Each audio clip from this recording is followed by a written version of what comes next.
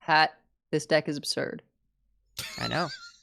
So chat can hear us. Hello, Twitch, because we don't want your raiders to feel abandoned, and they know already. But yeah, for the rest of us, you'll get opportunity to talk about it. But I am guessing you had fun with Sethino and Kurtrus, because I had fun today with Sethino and Kurtrus. What? Wait, but I haven't told anyone yet. I was in your stream. I was watching. I was there. It's the fun you were having. You were broadcasting it publicly, and other people could see it. So it wasn't. You do secret... forget lately when you're streaming that other people can watch you while you're playing. But I didn't post the list. So I guess I did later on. Sometimes you had a spy in chat, is what happened. We follow you and watch you on the internet, and you literally just came from there to here. Your publicly broadcast activity was not a secret. I guess. I don't know. But we haven't put it on Twitter yet, so it doesn't what you exist. were playing. You know what? I just assumed Hat wouldn't have had time to play it yet. How do you assume Hat doesn't have time for anything? Have you seen how fast he likes tweets? Well, I took yesterday. That is actually just the Flash. I took yesterday off so I could play more. Yeah. And then I also played today because I had the day off, and also because the new expansion will be fine. I played a lot. Played a lot of decks. I really did not want today to have lunchtime meetings so I could actually get some games in, and it did not work out that way. Yeah. I still got some games in, but not as many as I would have liked. I got many games in, and still not as many as I would have liked. Yeah, as I had to do shopping for Passover stuff. That's why I was in the supermarket yesterday. There are a lot of FeldDH decks out there. From what I have seen, there's a little bit like Bran is not core as far as inclusions go. I've seen him in some of the lists, but he seems to be falling out a little bit. I have seen an increase in Coilscar commanders. What does Bran do? Well, if you discount him, then you can Jace with Bran, and that's a lot of stuff. How do you discount him? Optimistically? With the Ratscale Naga, or whatever the one is that discounts the outcast. I don't want to run that stuff in. You don't. Again, it's been falling out of lists. The world has agreed with you. Also, Coilscar Commander I've been trying out. It's pretty good against Pirate Warrior. Yeah, that is very good. I would imagine. I haven't needed it, but I could see how it would be. But it's nice to know it's there. Yeah, the Spreading Plague is good. Yeah. And, Sethino Kurt is just fun. It's just a fun thing. Yeah. I didn't really realize that until partway through the stream, where I was like, gosh, I don't know if I have enough spells to finish off this druid. And then I was like, wait a minute. These things all cost 0. I can just weave in my hero power. Yes. It's like reverse Felfire, Deadeye, and Expendables, except that your hero power is what costs the mana, and the cards are free. Although we should probably record these things. We should. I'm gonna say. I have a feeling we're gonna go for a minute. I'm not commenting. Although you know what? That being said, I've been streaming all this time, so I do need a quick restroom break. Go. I should probably go do that too. Do you think? Yeah, I should probably go do that too, just to be on the safe side. Matt, you're saying that Fel Warlock is bad. I can't believe it. What about Fatigue Warlock, Matt? How's your buddy Niru doing? Sounds tiring.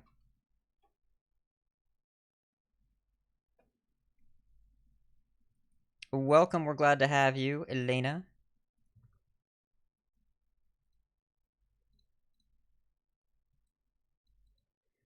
Oh.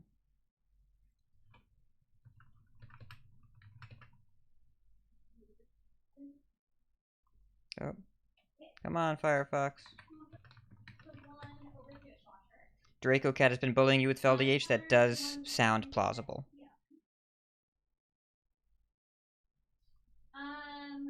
Don't use any of the dishes in chocolate. Yeah, we usually do stream pretty late. Oh, you're in Central Europe, right? Yeah. They had to go to the bathroom. It's okay. They'll be back.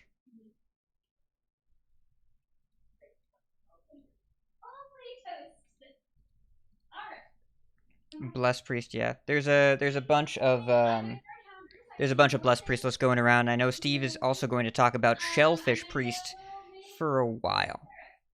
I'm gonna mute Edelweiss. Not sure what's going on there. Let's see.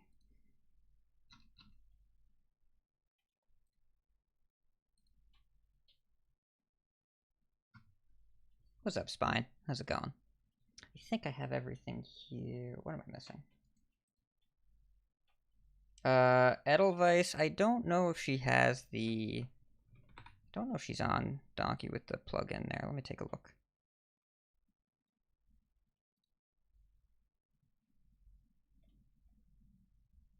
I don't see her on here.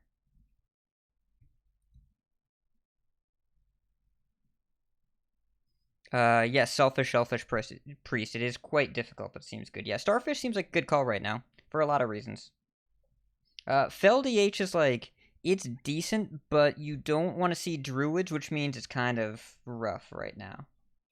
Yeah, it might have been Donkey. I'm not sure. I think she got a new computer. So, don't know if she installed the plugin. Yeah, I helped her do that at one point, and then I mean, Hearthstone Deck Tracker does something similar now. It like overtakes your exclamation point decks command.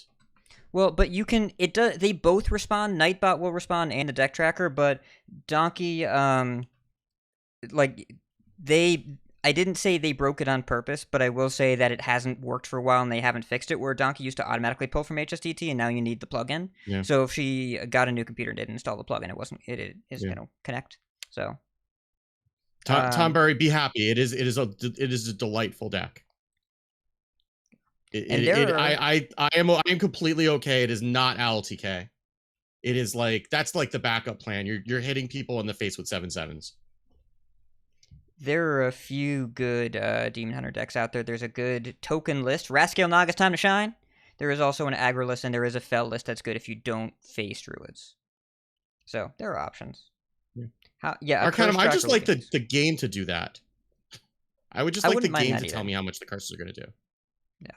Like, I love that Deck Tracker is putting these things in, and we'll talk about that in a minute, but it would be really great if the game would do some of this stuff. I just wanted it to tell me how much my prize plunder did, but we didn't do that. It's God Hat. You could let it go. It's okay. It's you don't have to count anymore. It's fine. You know, I'm going to say this again in the show, but I say it now. I was playing some Pirate Rogue, and I said, man, you know what would be good in this deck? Is Prize Plunder. Prize Plunder. It would be very good in the Pirate deck. Yeah. But, I mean, you have Vilespine Sailor, so you're fine, right? I mean, do we really have that? It's not even in decklist anymore. I'm so sad. Is it? How is it not in decklist? I guess you just hit them in the face. Because it costs 5 mana for a 4/4. We don't combo well, and what are we targeting? A Shellfish? Yeah, sure. Then it doesn't fatigue you at the end of the game. We're not. The end of the game should be when I say so as the Pirate Rogue. If you're dictating the end of the game, I'm not getting what I want. When you concede, right? When you concede because you're tired of running your face into the priest. You're making me do it. You're making me do it. That is not giving me agency. Letting me decide if you get to kill me later or if I get to do it now. That is perceived agency. You're making me do it. Yeah. Anyways, we'll do a podcast. Will you kindly press the concede button? That was this. Okay, we need to be recording. That was a deep cut, this. Is what that was. That's very deep. Now I want to play golf. Oh, okay. I'm pressing the button. All right. What does golf have to do with it? You don't remember the ending of that game very well, do you? Recording. Oh yeah, no. Okay, yeah, no. Okay, what happened right after that? Yes, gotcha. Yeah, it took me a second because I after Infinite I blocked that whole series out of my head. Yes. We don't talk about BioShock Infinite. I didn't mind that game. It was Call of Duty with fireballs. It's kind of rad. Anyway. Like it's that your sales pitch is working on me. I guess, but I mean, it's not. You didn't get to set things up and trap the things. You just got to throw fireballs at people. Chat, do you see the cat ears? Right, I sure do. there are cat ears directly under the microphone, which is now a scratching post. So Edel will just edit that out in scratching post-production. Okay. So what you're saying is this episode could be a catastrophe? Yeah. All right. Oh dear. I didn't download the Lyra soundbites again because I'm a failure of a co-host, but they're in my head. It's not that It's we're okay. playing Lyra's Lyra not a card anyways. anymore. Yeah, I know. Lyra's not a card anymore. Lyra wasn't shellfish enough. All right. She gave too much. She needed to be more shellfish. So we're all recording, right? We're all doing that? Yep.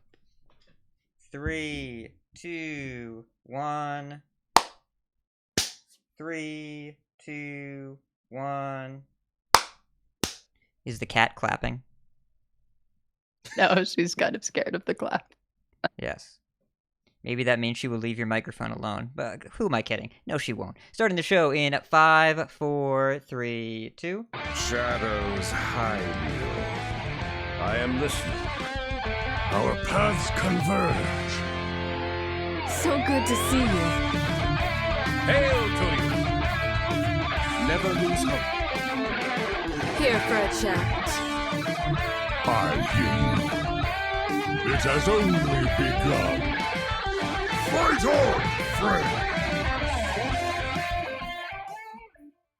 Hello and welcome to episode 339 of Coin Concede, a Hearthstone podcast dedicated to making the competitive side of the game more accessible to you. It is Thursday, April 14th in the evening, the first podcast post-release of the Voyage to the Sunken City expansion, and the first podcast of the Year of the Hydra. From Gadsden, New York, it's me, Ridiculous Hat. From Nomergon, Ohio, we have Edelweiss. Oh. And from Northern Massachusetts, we've got Wicked Good. Hi.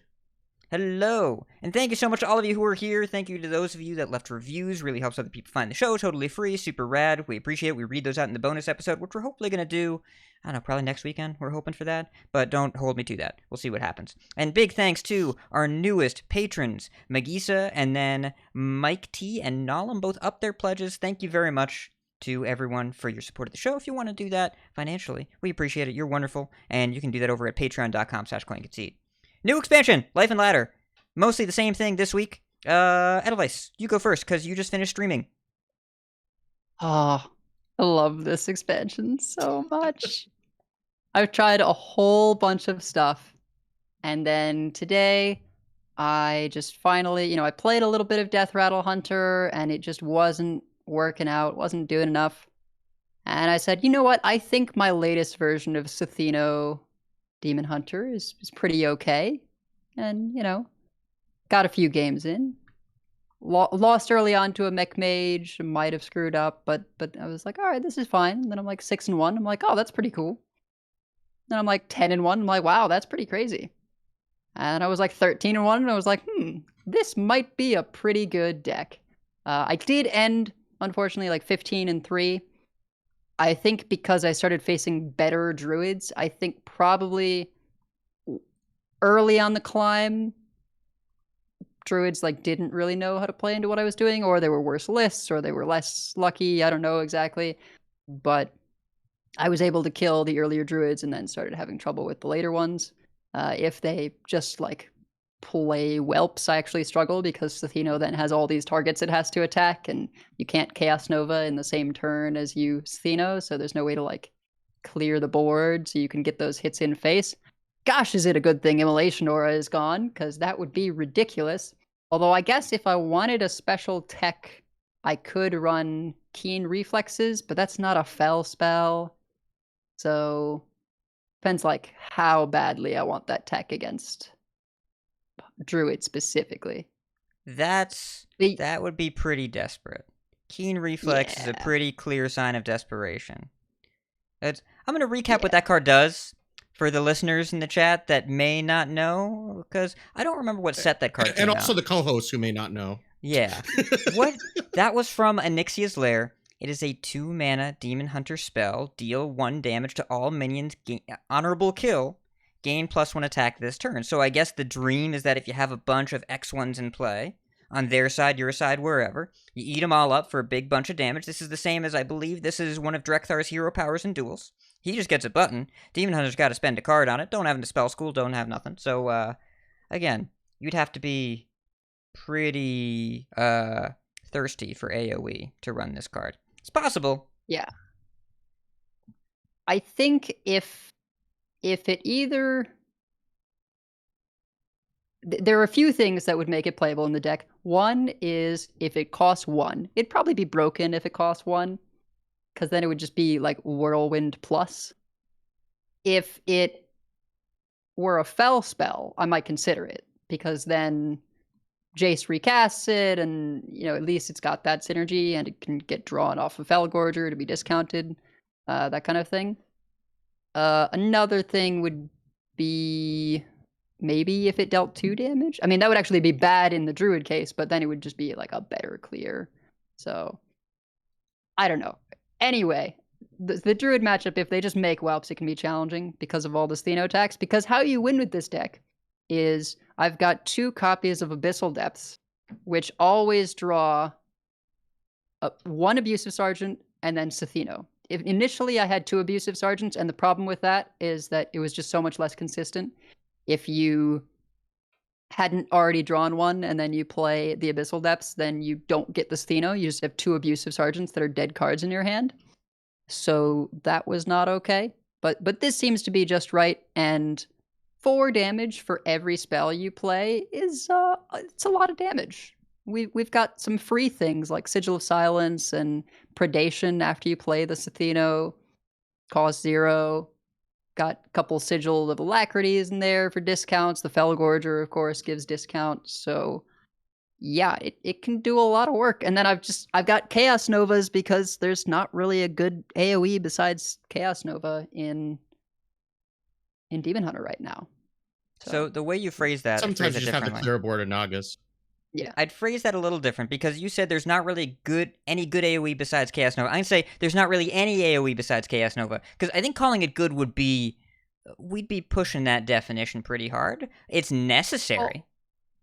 Don't know if it's Shark good. Is like more aggressive because it goes face as well. It's a consecration on a 4/3 minion, but I don't care. I actively don't want that many minions in this deck. And it only does 2 damage as an AoE, so I'm just not as interested in that. Whereas Chaos Nova, it hits a lot of breakpoints, right? If you're up against a Shaman and they've played their, make 3/4s, Chaos Nova, is good for you there. It's the best we have access to. Just the immediate next time they print any Demon Hunter AoE card, we're not seeing Chaos Nova anymore. So I'm just pushing back in that good versus necessary thing. My favorite AoE is Multi-Strike, because that card's really good. Yes, it is. Although I did encounter some really weird, I don't know if it's a bug or what, but just Multi-Strike not acting the way that I wanted it to.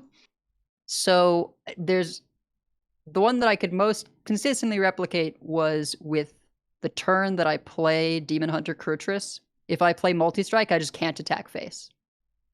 Did you play the Multi-Strike first or second? Second. Okay. I've heard about the Kurtrus overriding that, but I haven't heard about it just like not hitting face at all. Because the way it works as base is you basically get 2 attacks and only 1 can go face, and it can be whatever order you want. But I have heard that after Kurt it gets a little weird. Yeah, I mean, this was like the first instance it came up. I had a 0-mana Multi-Strike, and I needed to play it just to get a card out of hand. And I played Demon Render Kurtrus that turn. Of course, I hadn't made an attack because it was turn 6. And then I played the 0-mana Multi-Strike, and there were no minions in play, and I just couldn't hit face. It was like, you can't, that character can't attack. And I was like, what? That's not right.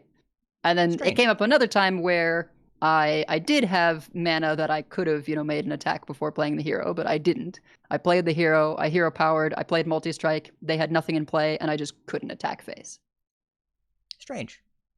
Yeah, definitely not how that's supposed to work, so, hopefully they fix it. I know that there's clearly some kind of timeline for a patch here because they did a small server-side patch today, but it's pretty likely that we're going to get a patch for some bugs in the client and or potentially balance in the near future, and I imagine that sort of stuff will be addressed in that if they can get to it in time and if they can reproduce it.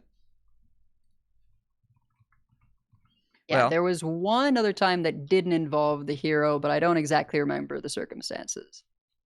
yeah. Hard to say. We've all played a lot in the last few days. Speaking Yeah, of which, the hey, games kind of run together after a while. Yeah. hey, Steve, tell us about your games. Yeah. What's going on? How's life in Well, live? you have been like the Santa Claus of deck lists like the last 2 days.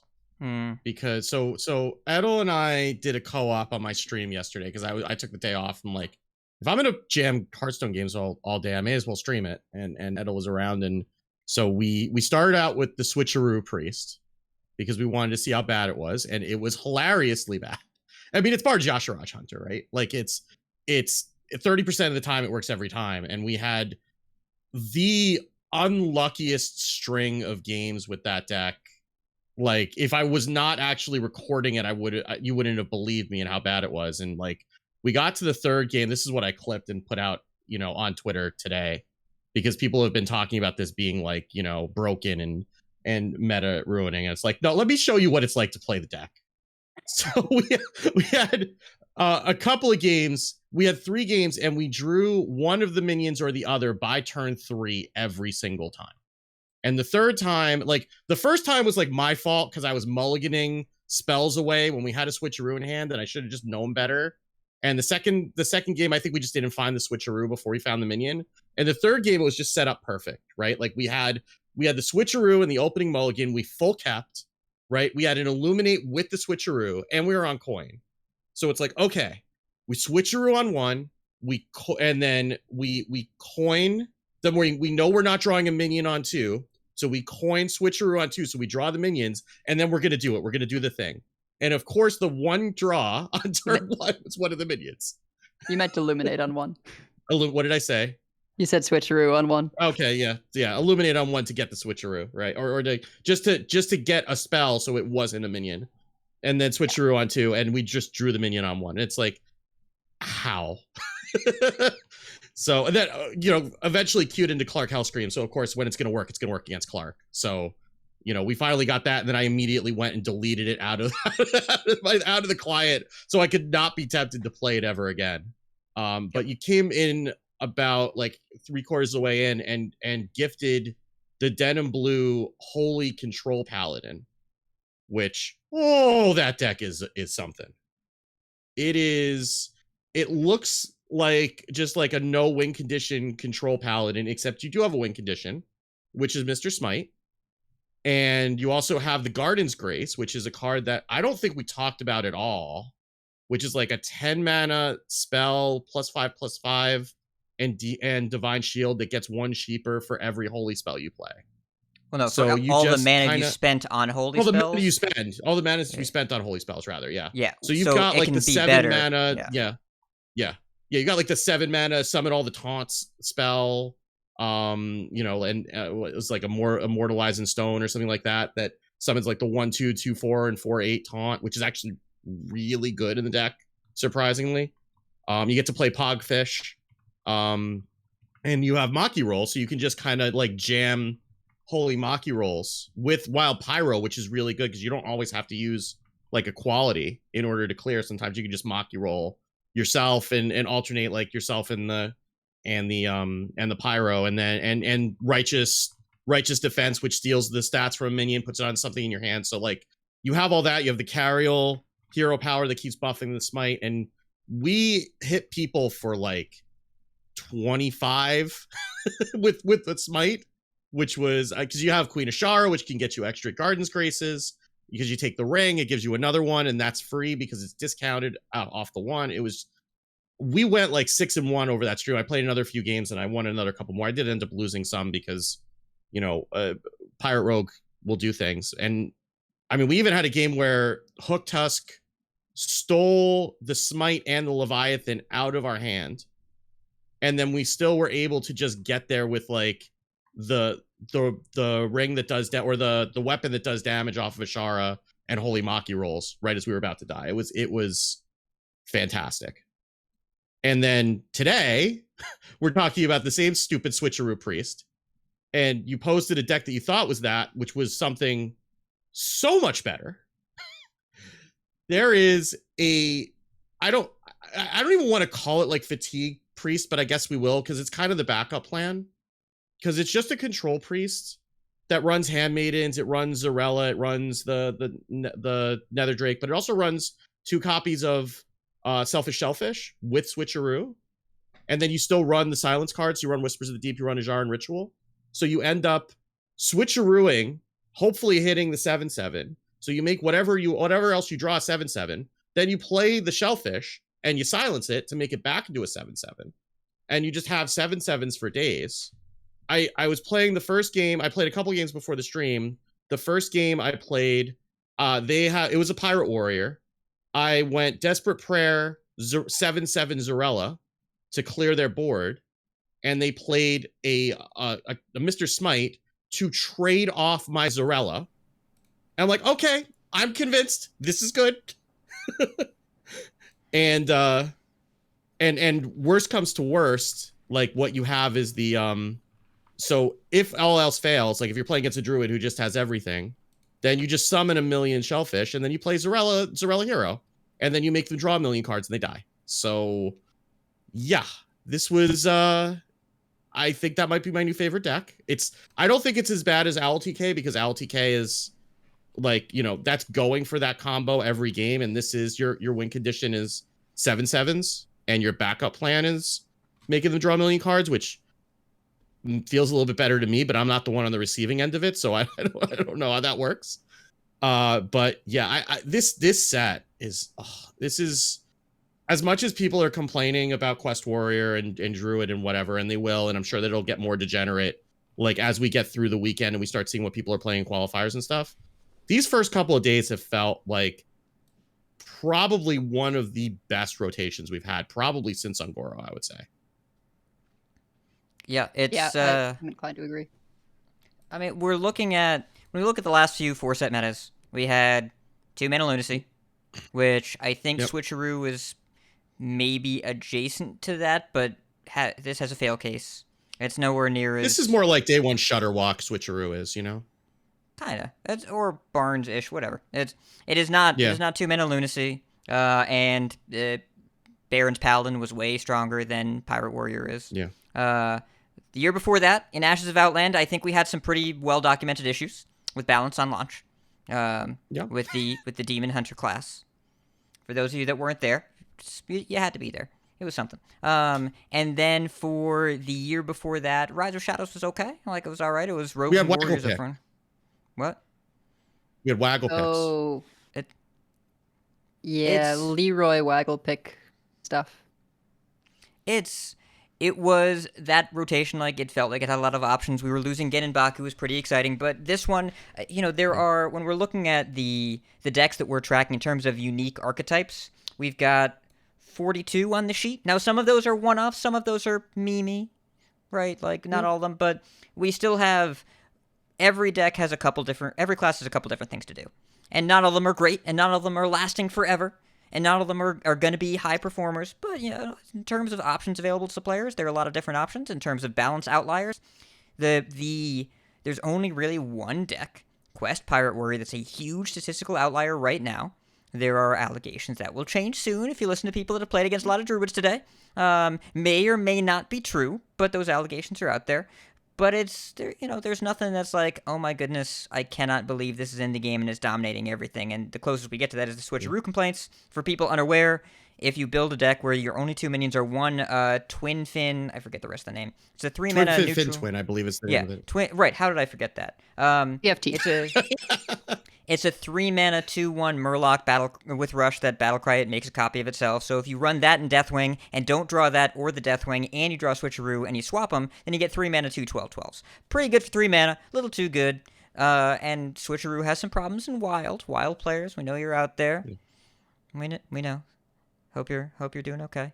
Because that format's the Wild West right now. It's really something. There are a lot of consistent turn 3 kills in Wild, both with Switcheroo into the Darkness and Stone Tusk Boar, and then you Vivid Nightmare the Stone Tusk Boar and attack for 40. Oh my. And alternatively, Druids can Barnes for unnerfed Kael'thas now, and then draw their deck and kill you. So there's a lot of really, really powerful stuff going on in Wild right now, and that format is not really in a great spot, and we'll talk about that a little bit later. But in terms of Standard, lots of options, lots of different things to do. Balance Outlier's not that crazy, and every indication we have seems to align with the idea of them having a 9-day window for a balance patch, which means they have the opportunity to balance a week before the Masters Tour, as they intend to do as often as they can, and they built this window into the schedule after Barons because of 2-Mana Deck of Lunacy. So that would place us looking at exactly 7 days from the time of this recording for a balance patch. I don't think we need one super aggressively, but if they can, they will, and if there's something that they should hit, then they will, and I think there are a couple options. But I'm having a good time. I'm playing a lot of Hearthstone, playing a lot of different classes. There's minion decks that play the early game. There's minion decks that play the mid game. You can play late game with the board if you want to. You can do some burn from hand. You can ramp. You can pressure. There are even some wombo combo opportunities. I killed a druid from 40 today. Felt pretty all right. There's a lot of ways to play the game right now, a lot of different options, and a lot of players, anecdotally, that I've spoken to, both pros or pro-level players on Twitter or people in our Discord or whatever, just playing a lot and forgetting what time it is because they keep queuing up more games. So I'm in that boat too, having a good time. I didn't bother to get Legend before the expansion came out. Got there yesterday with a wide variety of decks, including Tonberry Blue's Naga Minion Tempo Priest, which has Void Touch Attendant but is not a Shadow Priest deck. You just kind of curve out and you get them. Yeah, it's fun. Then I played against Snowfall Guardian. Less fun, but, can't win them all. But then I got over the line with Token Demon Hunter, because Edelweiss, Rascale Naga's a 3-2 now. And also... It is. And also, Flag Runner is huge. That thing has 6 health. Nothing ever kills it, so I just run that out there. I attacked with a 6/6 Flag Runner. My Pirate Warrior opponent just had to smite into it. Pretty enjoyable, pretty pleasant experience. Get him with the Bone Glaive, get him with the Rascale Naga Pings, get him with the second Flag Runner, whatever you want to do. By the way, if you're playing that deck mulligan for Drekthar, that card's good. Who could have seen that coming? But yeah, a lot of really cool options out there right now, and it seems like that we're in one of those metas where each person you talk to thinks something different is broken, usually means a healthy environment. Not that they shouldn't nerf anything. I think they can probably bring some stuff in, reel some stuff back a little bit. But depending on who you talk to, you'll hear complaints about different things. That usually means the meta is pretty healthy. So I had to convince somebody yesterday that Holy Maki Roll is not a broken card that needs to be nerfed. Like, just because it swung a game does not mean that it's broken. It just means that decks interact differently. Yeah. So, there's also some news. We should get into that. Talk about it. Let's check it out. Gadgets and Gazette always gets the scoop. I didn't make a Crab Rave bumper, but I wanted to, because there was a Crab Rave. What is a Crab Rave, you might ask? Well, I didn't know either until they did it. On this past Monday, the day before the expansion, they had a Crab Rave, which was a bunch of Hearthstone-themed techno music and a bunch of dancing crabs on the Twitch channel. It had viewership akin to Lobby Legends or an old-school tour stop weekend. I think there were 15 to 20,000 people watching. It was great background music. It's on YouTube now. I want them to make a playlist on some music platform, but you can at least queue it up on YouTube and put it in the background. And it was just a great Monday background stream. I got a free pack out of it. There were drops. I don't know. It was fun and strange, but I enjoyed it. And it went for 8 hours. And I'm sure that the drops brought some people in, and that you can't discount that. But it was genuinely entertaining once you actually launched it up. The drops were there to get you in, but it was actually I just had it on during lunch, and I was just enjoying it. And I had it open in a browser, muted on my desktop at work, at work in the office, and I was eating, and I just brought it up on my phone, and I just had it open on my phone, just not getting drops, just watching it and listening to it, because it was just delightful. It was a cool kind of spontaneous thing. They had Krabichi on the turntables, and it was just fun, and I like this. Like, do more like this, please. Just like I like the one thing that always like originally brought me into Hearthstone was just like how like just silly and not taking itself seriously it is, right? And like stupid stuff like this, and I say that with the utmost respect. Just please, like, do more of this. This was just so much fun. Yeah. You're just whimsical. And people were looking for deeper meaning. Nope. Just crabs. Just crabs. Have a good time. Yeah. I think there were bundle codes that were spit into chat every so often, but it was really hard to keep up with, and I just had chat closed anyways, but, you know, it was fun. It was a good time.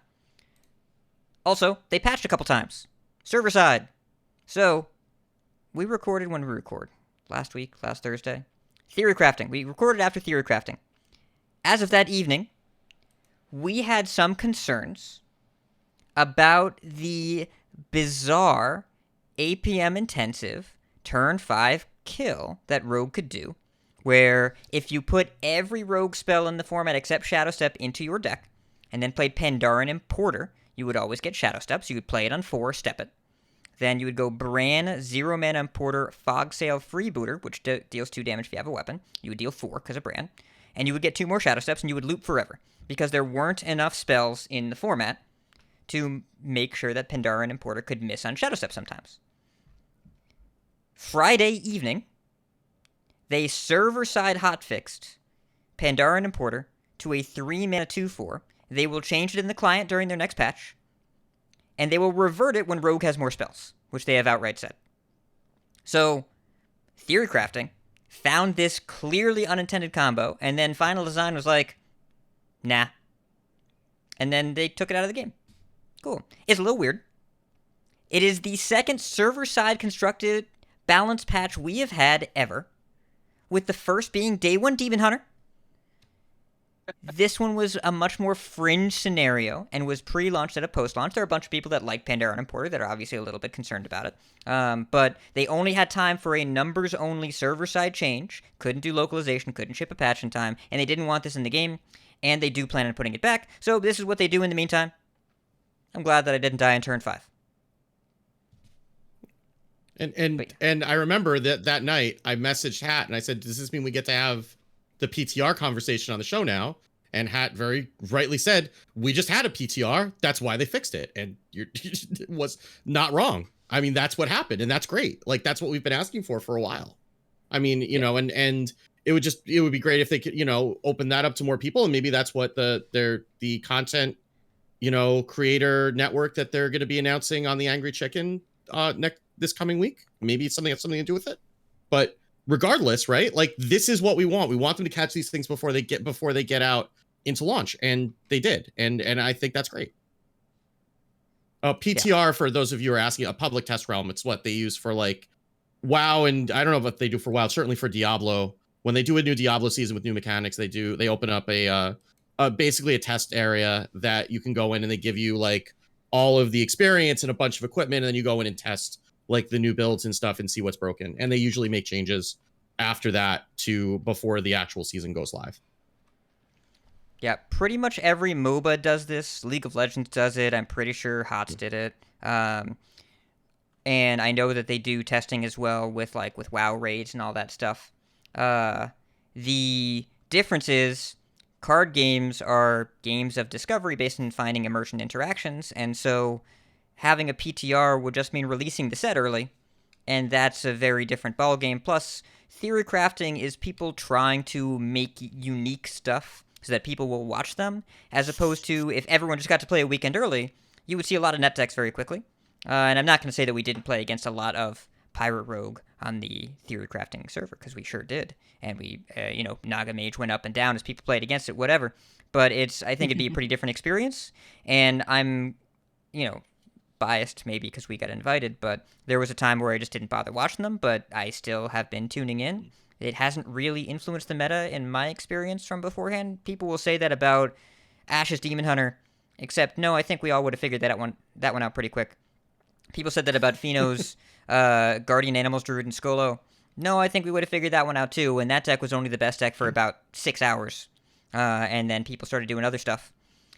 And since then, I mean, there was 10 LTK, right? I mean, LTK came out of the Theory Crafting streams last set, but I mean, somebody would have figured that out in the first like 2 hours of the set, and it would have been there. Like, it would have saved us like maybe 3 hours of not having LTK. The 10 card from the new set minimum rule has definitely changed the vibe of these things. It's a good rule. I'm glad they have it. But also, there's a fly in my water. That's unfortunate. But also, I don't know. It's. I would rather have this kind of stream and then not be dead on turn 5 than be dead on turn 5. So I'm glad they got it. So yeah. Yeah, I heard some people saying like, oh, they nerf a fun, interesting neutral card instead of just doing the change that they should do to Shadow Step of making it not reduce things to 0. And I don't know, I feel like if they were going to do that change with Shadow Step, they would have done it like a while ago. It's been talked about for quite some time. We thought, maybe Shadow Step was going to rotate. Shadow Step both didn't rotate and was not changed.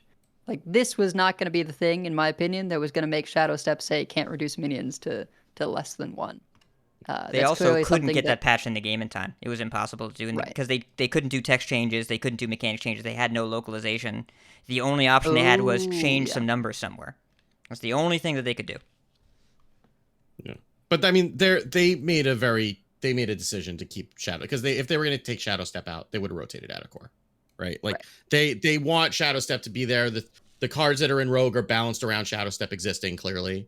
Like, we're not like I've personally been on the nerf Shadow Step train for years, and it's not happening. I've kind of accepted it now.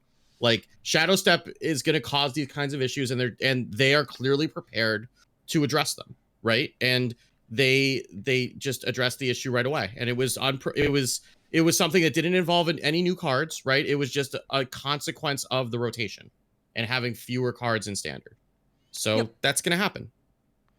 And Pandaren Importer is not a meta staple, and they're going to put it back, but also if you wanted to play Pandaren Importer before, it's because you wanted to play Pandaren Importer. That hasn't changed. It was never a high win rate card to begin with. It is a fringe neutral that doesn't see widespread play. I saw some people unironically saying Quest Priest nerf. Technically true. Don't think that's where I'd start with that list of that deck's problems. It does objectively make the deck worse, but I mean, if you're going from like a 40% win rate to a 35% win rate and a tree falls in the forest, doesn't make a sound. Like it's fine. I would be the first one to be upset about it, and I'm not upset about it. No. So we also had a real live balance change to any Storm Coil in Battlegrounds because she was busted. Really, really busted. Apparently she's still pretty good. They moved her buddy from Tavern Tier 2 to Tavern Tier 4, from the fastest speed to the slowest speed. Looking at the current patch, she's still the best hero. Really? Yep, they got rid of her armor, and they moved her buddy way later in the game. Before, she was a full place above the second highest hero, which was Flurgle. It was 2.97 to 3.90, I think, something like that. Now it's 3.62 to 3.91. She is still the best hero in the game, still the only hero in Tier 1, but it's a little closer. It's a good bit closer. So, that's something. She's still really strong, but they at least made it worse. This did start the conversation of, if I'm a Battlegrounds player and I don't read social media, then I don't see this in the game. It just is worse, and I don't know why. And I think that's a reasonable conversation. And if we accept the technical limitation, they can't just randomly slap language into the game, especially with the localization process, and they just have to do this somehow. I don't know what the answer is, but I think there are reasonable concerns here.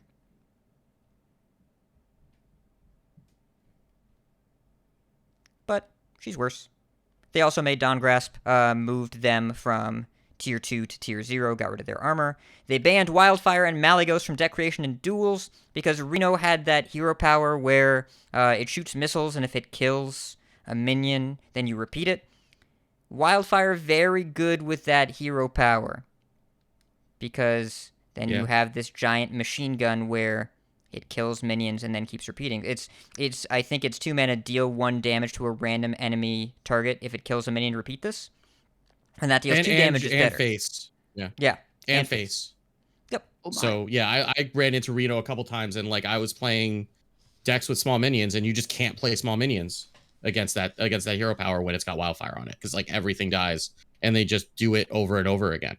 And it was just like pre-nerf Vandar. It's just like, okay, well, I just lose this, and there's nothing I can do. So it was a good change. I mean, it kind of sucks to take out wildfire, because like there are other decks that would benefit from having wildfire, and that, you know, in duels, and that kind of makes those a lot worse. But I would rather just not play those instead of getting like machine gun by Reno on like turn 5.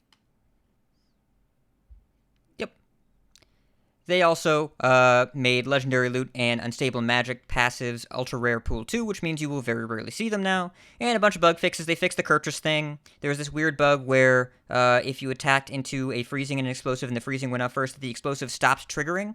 For years and years, they would both trigger, and then they bugged it out, so the explosive didn't. They fixed it. It triggers again now. A couple other stuff. Couple other things. Oh, and they gave us the Diamond Loatheb if you had already claimed it. Owned all of Nax in the past and claimed the achievement. You didn't get Diamond Loatheb, they gave it to you. And then they did another patch today, just before the show. Now, I will note the language here from Deck Tech. Server-side hotfix patch rolling out to the various regions now-ish. This covers some of the bugs people have mentioned recently, but this is not a balanced hotfix. Those require more time. Hold your horses. They coming. However, they did temporarily ban Sphere of Sapience from Wild and Duels because it caused a disconnect. When that gets fixed, they will unban it, but right now it was making players disconnect from the game, and I believe that there was some ability of the player to influence that, so they took it out of the game. This is kind of sort of a nerf to both Kael'thas Druid and to Switcheroo Priest, temporarily, because both of those decks played this card, because Switcheroo Priest didn't want to draw the minions, and Kael'thas Druid wanted to break Twig of the World Tree. So those decks temporarily got worse. I imagine there will be more significant changes that are actually intended soon, but this is happening for now. And Druid too. Druid in duels too. It very often runs Twig and Sphere, so that's a nerf to Druid in duels too. They also made Battlegrounds minions that had been buffed for the rest of the game show up faster. There was a bug where they had slowed down, so that's been fixed. Murky's tasks were not auto-progressing in Mercenaries. They fixed that. Wildfire accidentally got unbanned. They rebanned it. And there was a weird bug where if you had classic decks built before rotation, they turned into wild decks that you could not even reconvert back to classic. They unconverted them, because they've never had Classic and a rotation in the format before, so I'm guessing that they just converted every deck to Wild, and Classic decks didn't like that because they're a very particular odd duck. So that's been fixed. That should be rolled out nowish. So if you have Sphere of Sapience in your Wild deck, and you try and queue, it will say, error starting your game. Take the banned card out of your deck, and then you'll be able to queue. That's what's going on. How do you deal with that in duels, though? I don't know. You just have to retire the run? I guess you probably do, right? Probably I can't not. think. I mean, yeah.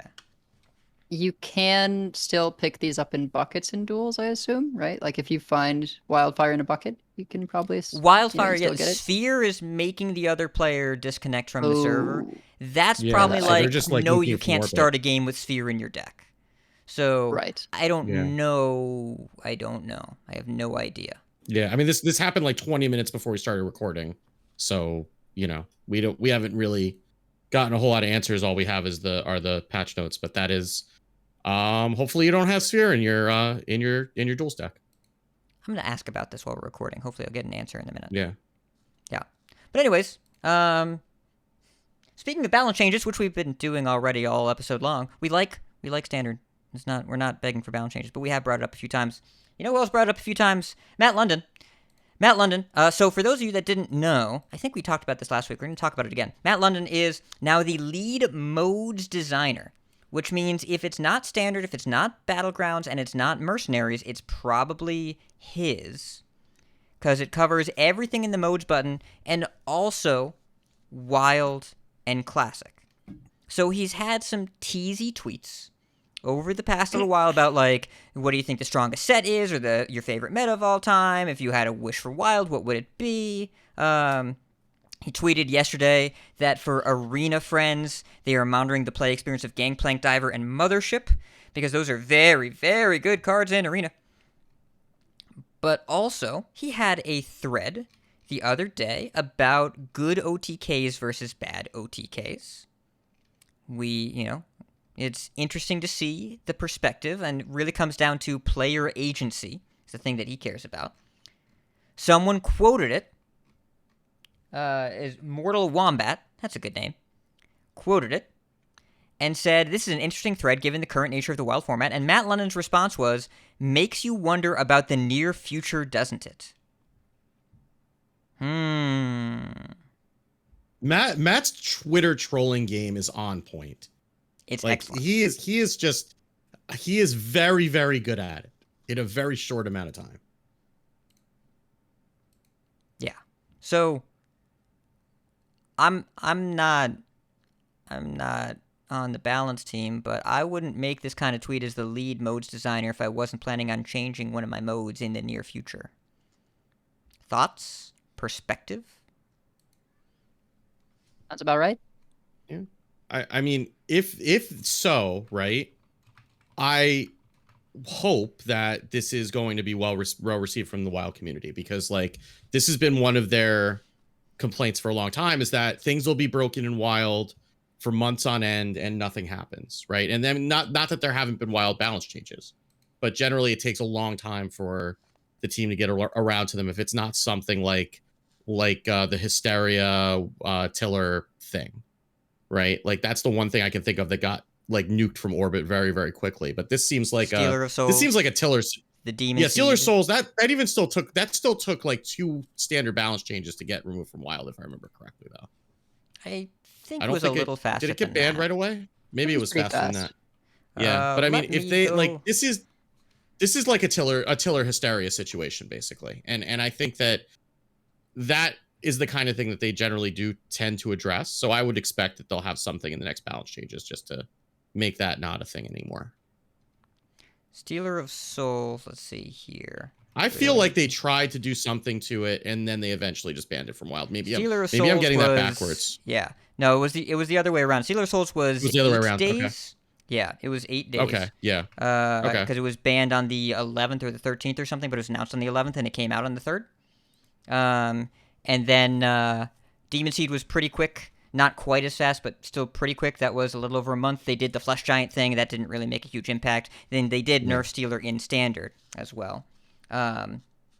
They've been moving pretty quick because they've had to. And I imagine they will move pretty quick here because they have to.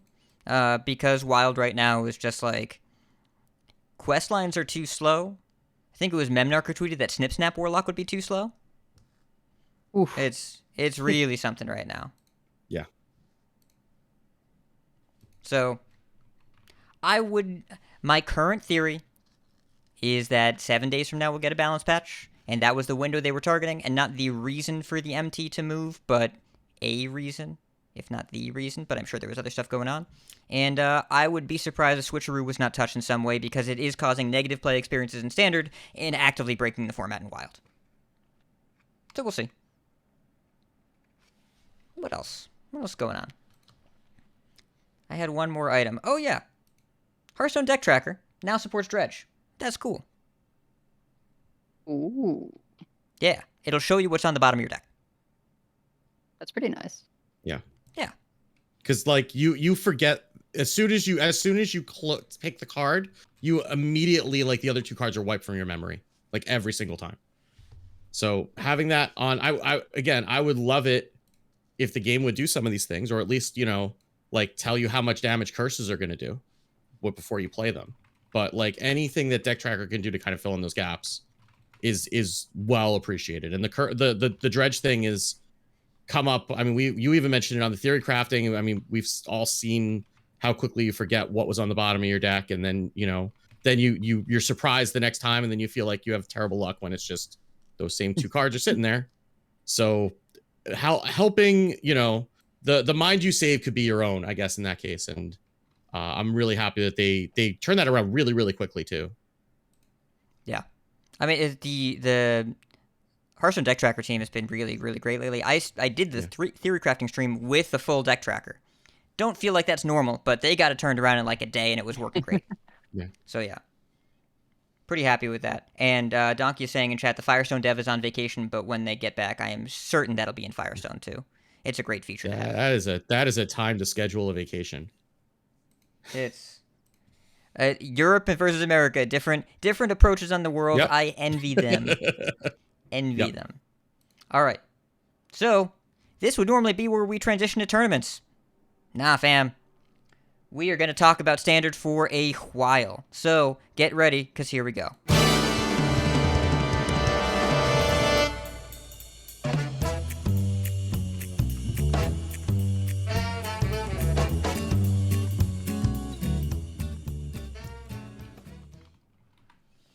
Text here just says standard shouting.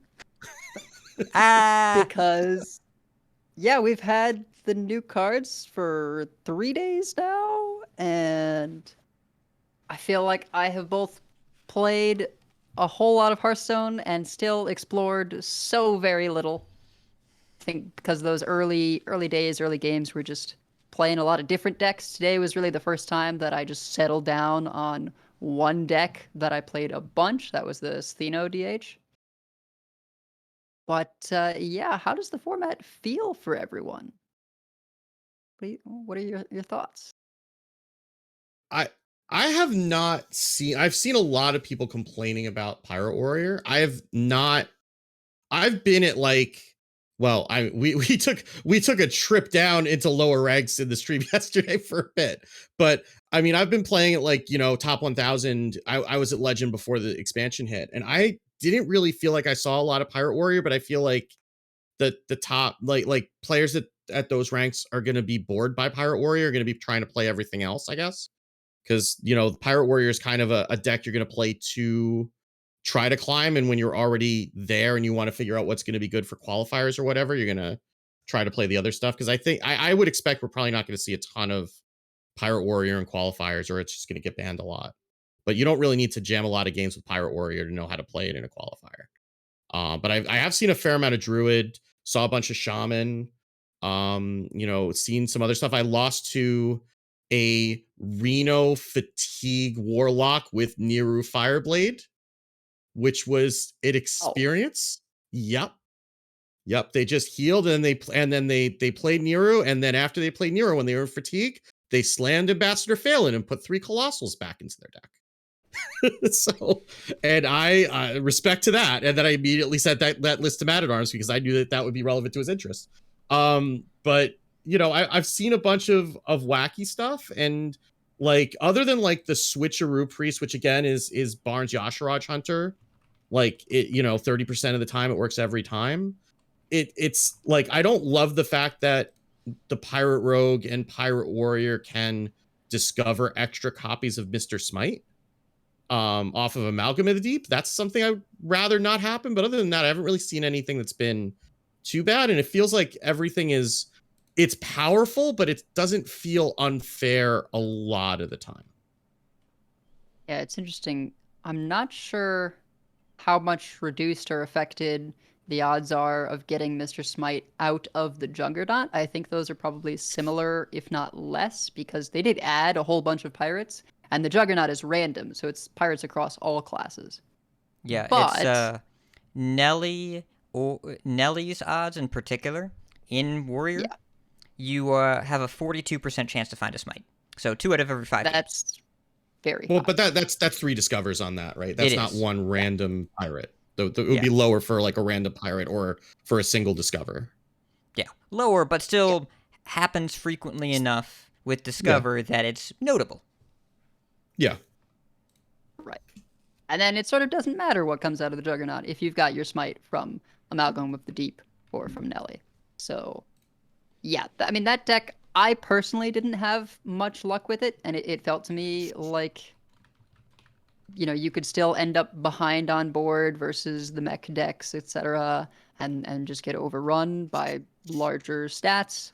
It seemed even like druids can do quite well just because they puke out enormous minions at this point. And my, we can kind of just go into big bads here. I think it's very clear that aggro decks are possible. It's a very board-based meta, but there is still damage from hand. Yeah, my big bad has been Ramp Druid because with the reversion to Nourish, it kind of doesn't matter that they've lost these tools like Bog Beam or the Eclipses or all that, because the curve still just works out so smoothly in terms of wild growth into Nourish or Guff.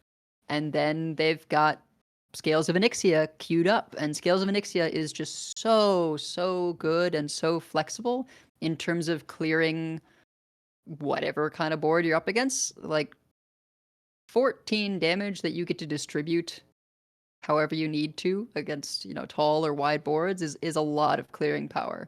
And so I would think like, oh, I'm playing an aggro deck, I should be beating Druid, right? Nope, Scales. And they even have, the early Flipper friends sometimes, although I feel like maybe I haven't seen that as often, so maybe it's falling out of some lists. Oh, it is. It's just because they figured out the secret. Just play Druid of the Reef. Yeah. Or you play Oracle of Elune with Dozing Kelpkeeper. Well, and so if you're already playing Oracle, then why not play 2 and add Druid of the Reef?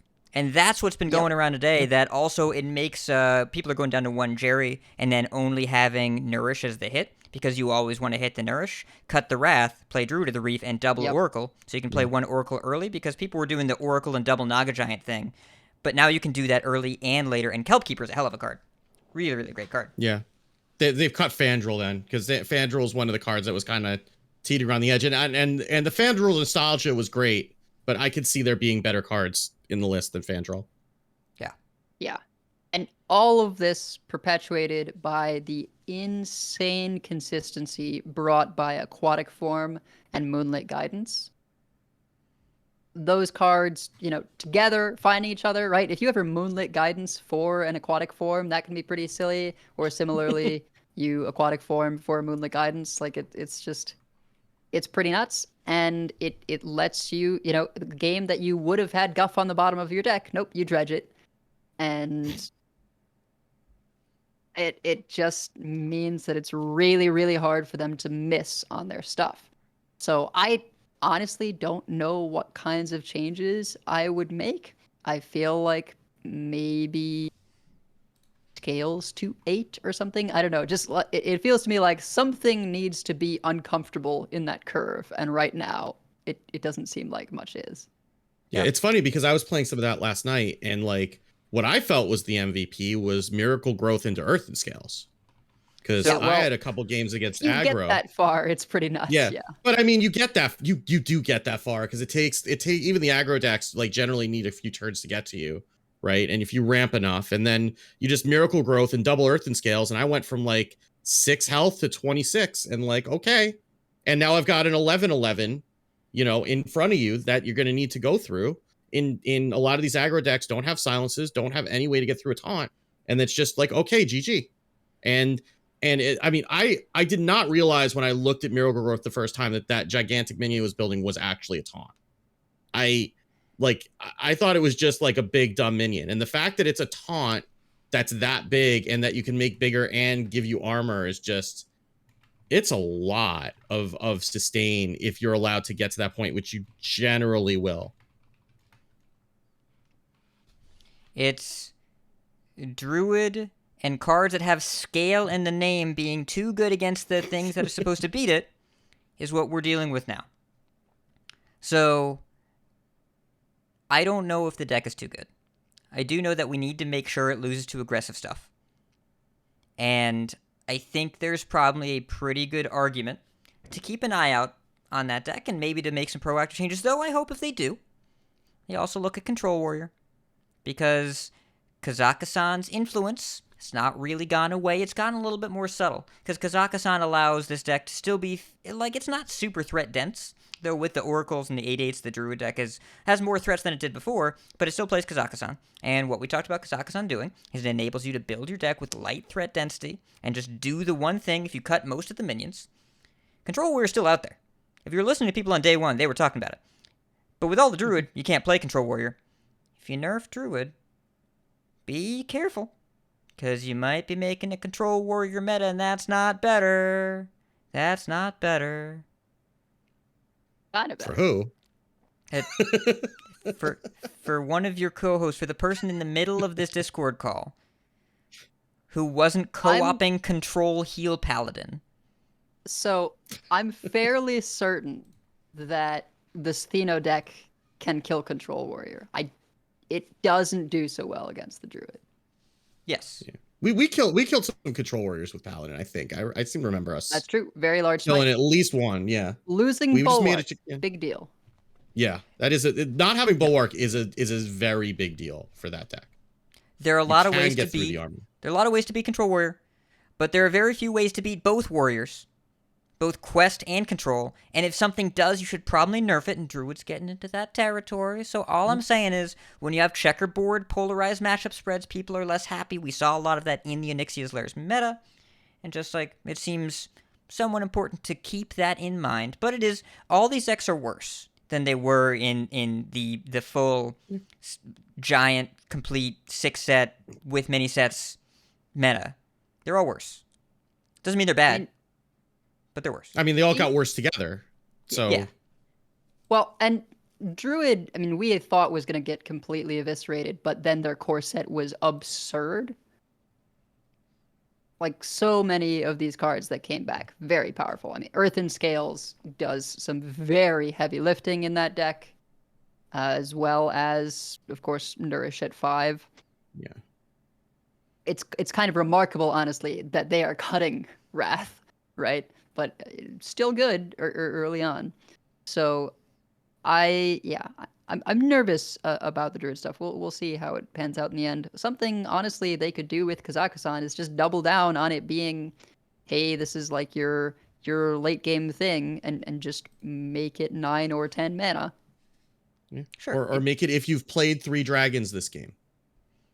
Or if all the minions in your deck, in your starting deck were dragons. There are a lot of ways to change it. I don't even know if Kazakusan is... Kazakusan's not even the problem, I don't think. I don't think so. Right? If I were nerfing a card in Control Warrior, and I'm not saying I would, but if I were, it'd probably be Shield Shatter. Right? Make that take more armor or less damage because it's a 2-mana Soul Rend a lot of the time, and like 4-mana Soul Rend's a good deal, and 2 mana is better. That's less. But I don't even know if we need to do that. Like Shield Shatter's kind of a load-bearing card in that deck, though. I think if you did anything to that, like Control Warrior as a whole would just die. I like, there's such a fine line between, and you know, having played a fair amount of that deck, between having the removal be good enough and having the removal just not do anything. And like, you could build something, this might push something like Mech Paladin a little bit better, because if you have more Divine Shields, like Warrior's removal gets way worse outside of like the brawls, you know. Yeah. I mean, I guess, because like everything's damage based or execute or something like that, right? And we're also brazenly speculating on a meta that is not even close to stable. So who knows what's going on here? Today is Ramp Druid Complaint Day. Yesterday was more Pirate Warrior. Day 1, I think Mech Mage and Naga Mage were a thing, though Naga Mage has already kind of vanished in terms of people's complaints. The pop-off turns are great. The deck is not as consistent. It's super duper fun, really enjoyable. I do think it is skill testing. And like the basic skill you have to master is, am I on Naga or Spell? Because very high-level players don't know if they're on Naga or Spell. There's also the skill of learning that when you play Ajara, probably don't take 1-mana Colossal. Though I will note, I will note, Ramp Druid is starting to play Queen Ajara because Oracle Colossal is very funny. Oh God, no! Zako was playing it earlier today and posting in the VS Discord a picture of 3 Blackwater Behemoths with 2 lures. He was at 14 at the start of the turn. He wasn't at the end of the turn. His opponent did not elect to play the game out. Just like, that's a thing that you can do. It's a thing that you can do. And all the copies summon appendages because of how Colossal works. That offends me as a priest main. No, it offends you that you haven't done it yet. You're going to go build this deck right now after the show. I see it. Well, of course I am. I mean, you know me. Well, no, because I'm busy shellfishing people. Right. So. Silly me. How could I forget? So, today is Complain About Ramp Druid Day. I don't know if Ramp Druid's too good. Statistically, it's hard to say anything right now other than Quest Warrior is a very clear outlier that they should probably reel in somehow. But there are a bunch of different play patterns and edges that they probably have opportunity to nudge, and it does feel once again that Ramp Druid is not quite as vulnerable to minion-based pressure as it probably should be. Scale of Onyxia is the thing that stands out to me, but Earthen Scales is also something that is clearly powerful. I mean, it does need to be said, though. We are 48 hours into this, a little bit more than 48 hours into this meta, right?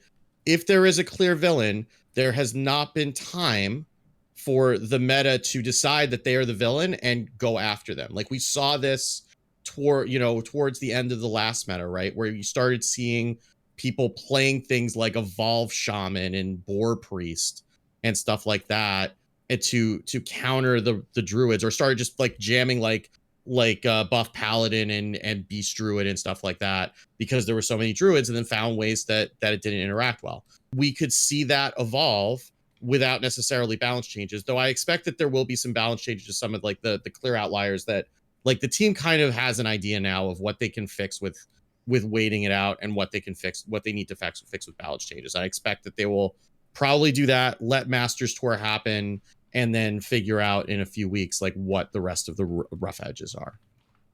My guess of a strategy to target the Ramp Druids is something Shaman, because Snowfall Guardian is still a really good card, and the Druid does still want to win with minions that don't have charge. So they can't play Scales to remove your stuff if they've used their board slots and they're frozen. And that deck has done a really interesting thing that I did not anticipate. The 3 mana give all your minions spell damage. Oh, yeah. Bioluminescence. Yeah, card's good. Card is juicy. People just die out of nowhere. I got Lightning Bolted for 15 the other day. Yep. 15. Pheno because they double bioed. Pheno posted a clip where he Lightning Bolted for 33 and killed a Control Warrior. Because it's with School Teacher, the 5/4 that makes the 1/1 that you teach a spell. He found a 1/1 that got Bioluminescence and started the turn with Bolner and Nagaling. And ended up with plus 30 spell damage. That's and then, so good. Yeah.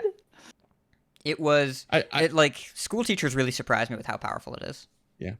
I do have a funny School Teacher story, though, because I was playing against Fresh God Ladder right before the show, and he was playing on Naga Mage, and he had taught the Nagaling counterspell, and it says on the card, cast counterspell.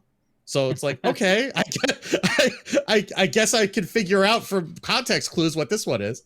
But, the trick is you got to ping it before they can read it. You just got to... Yeah. And hope they don't know what the history bar is. Shh. Don't tell them. Yeah. Also, I would like to shout out the perhaps best played voice line of the set. Spitelash Siren. No.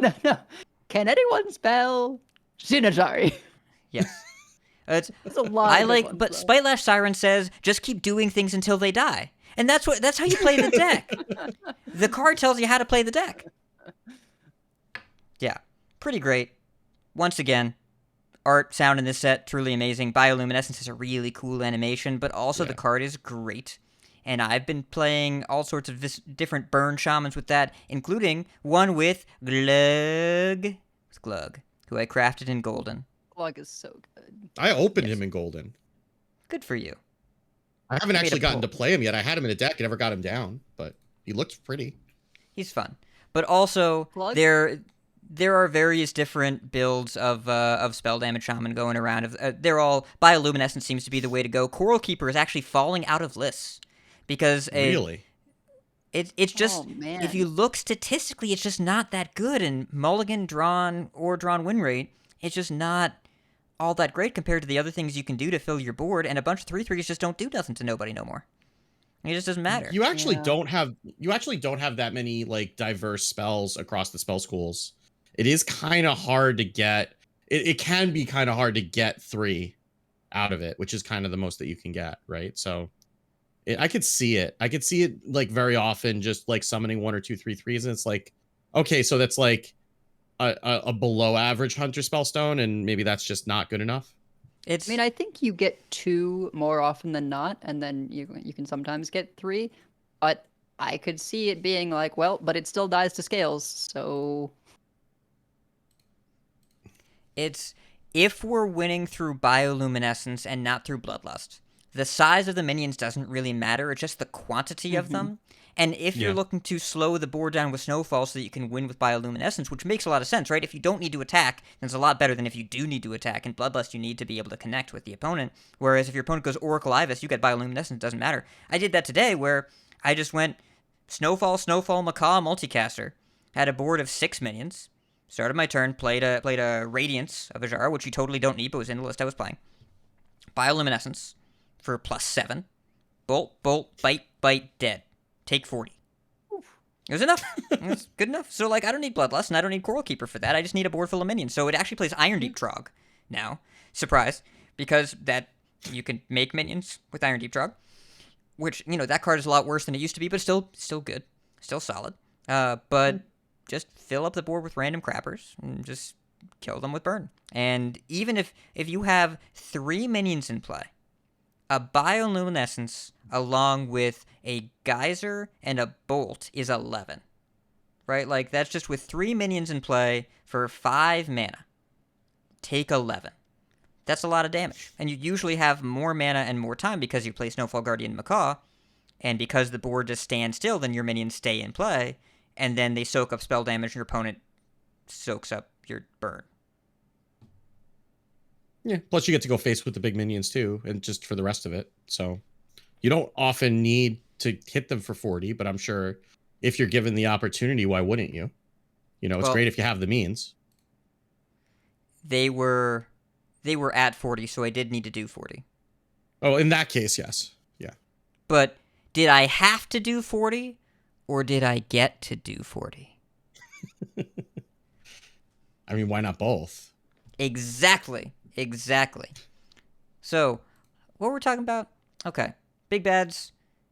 Heard a lot of talk about Mech Shark in day 1. Not as much today, but it really depends where you are in ladder, I think, because Mech Mage is definitely... Yeah. Mage really, not even overperforms, is a lot more visible at some MMR brackets. I haven't seen as much Mech Mage or Mech Paladin at all at top 1K. But I've talked to a lot of people that see it really, really frequently. I think Pirate Warrior has eclipsed it now, but on day 1, Mech Mage was everywhere, and people were talking about Mecha Shark. A lot of Mecha Shark conversation. Yeah, and you can get a lot of Mecha Sharks. Like, that was Maureen's climbing deck, so I was helping her climb a bit, and I kind of gave her that list. And she didn't even have any. I'm like, don't even bother crafting any yet. We don't know if this is going to be good long term. Just take it out. Just put in Goliath. Like, it's just a big minion. It'll help you get back board. It doesn't even matter, right? Just like another mech. It's fine.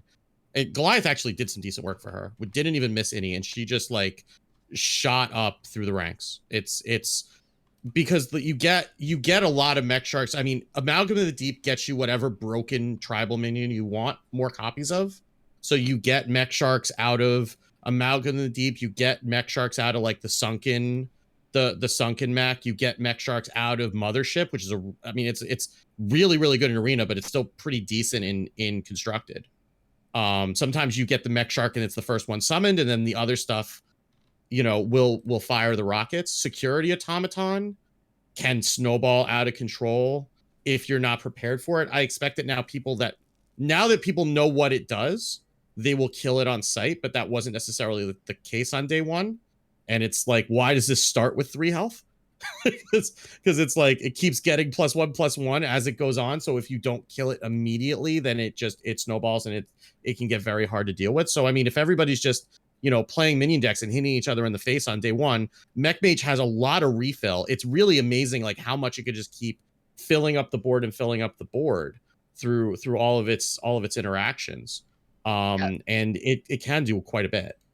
That's what I've seen with both the Mage and the Paladin, is just they keep the threats coming, and in the case of Paladin, they're divine shielded threats more often than not, so it's pretty resilient to a lot of clears. I struggle a lot more with Paladin as the Warlock than Mage because barring Twisting Nether and Gigafin, and those are pretty late, a lot of boards are just challenging to clear because of the shields. And even if you are running the Smotherfish and silence away the shields, if they've got the Prismatic Lens, their hand still gets buffed because the shields popped, even though they got silenced. So, yeah, and they could just play Bubble Bot and then give the shields back again. Yep.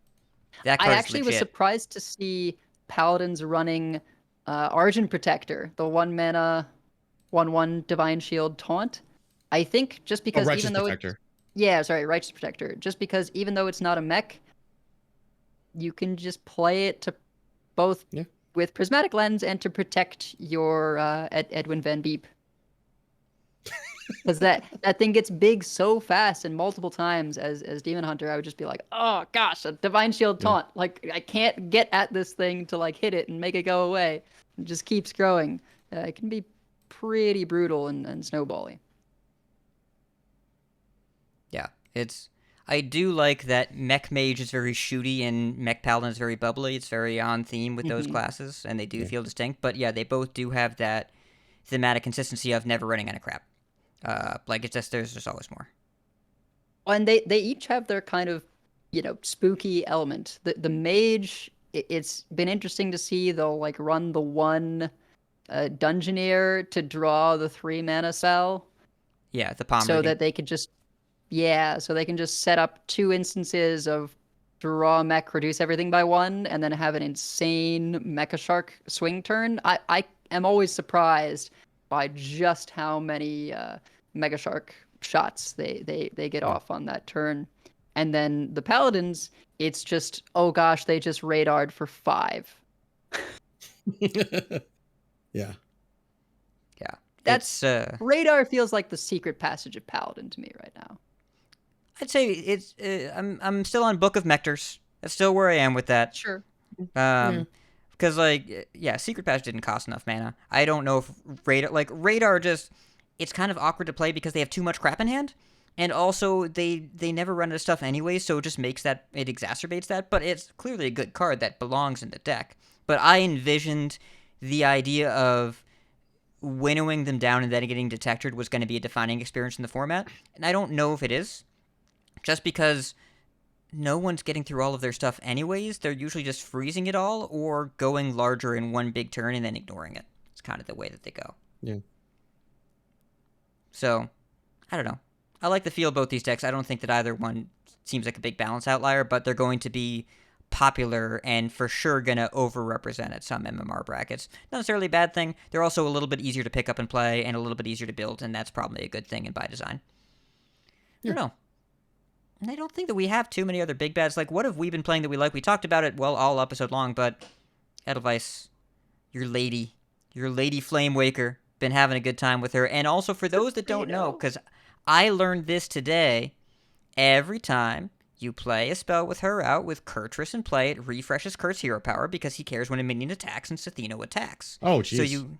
So you end up doing, like, you have Kurt in play, Sathino, hero power, Predation, hero power, Fury, hero power, and all of those are different pings with Sathino. You just do 15 damage out of nowhere on like turn 7.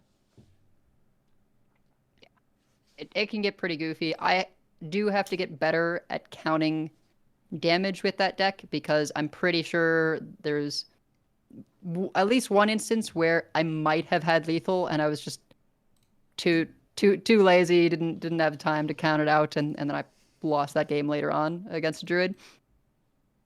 And it's kind of this balance against Druid where, like, when do I pop off? Because I don't want them to have too many minions in play, but it would be nice to have more cheap spells, etc.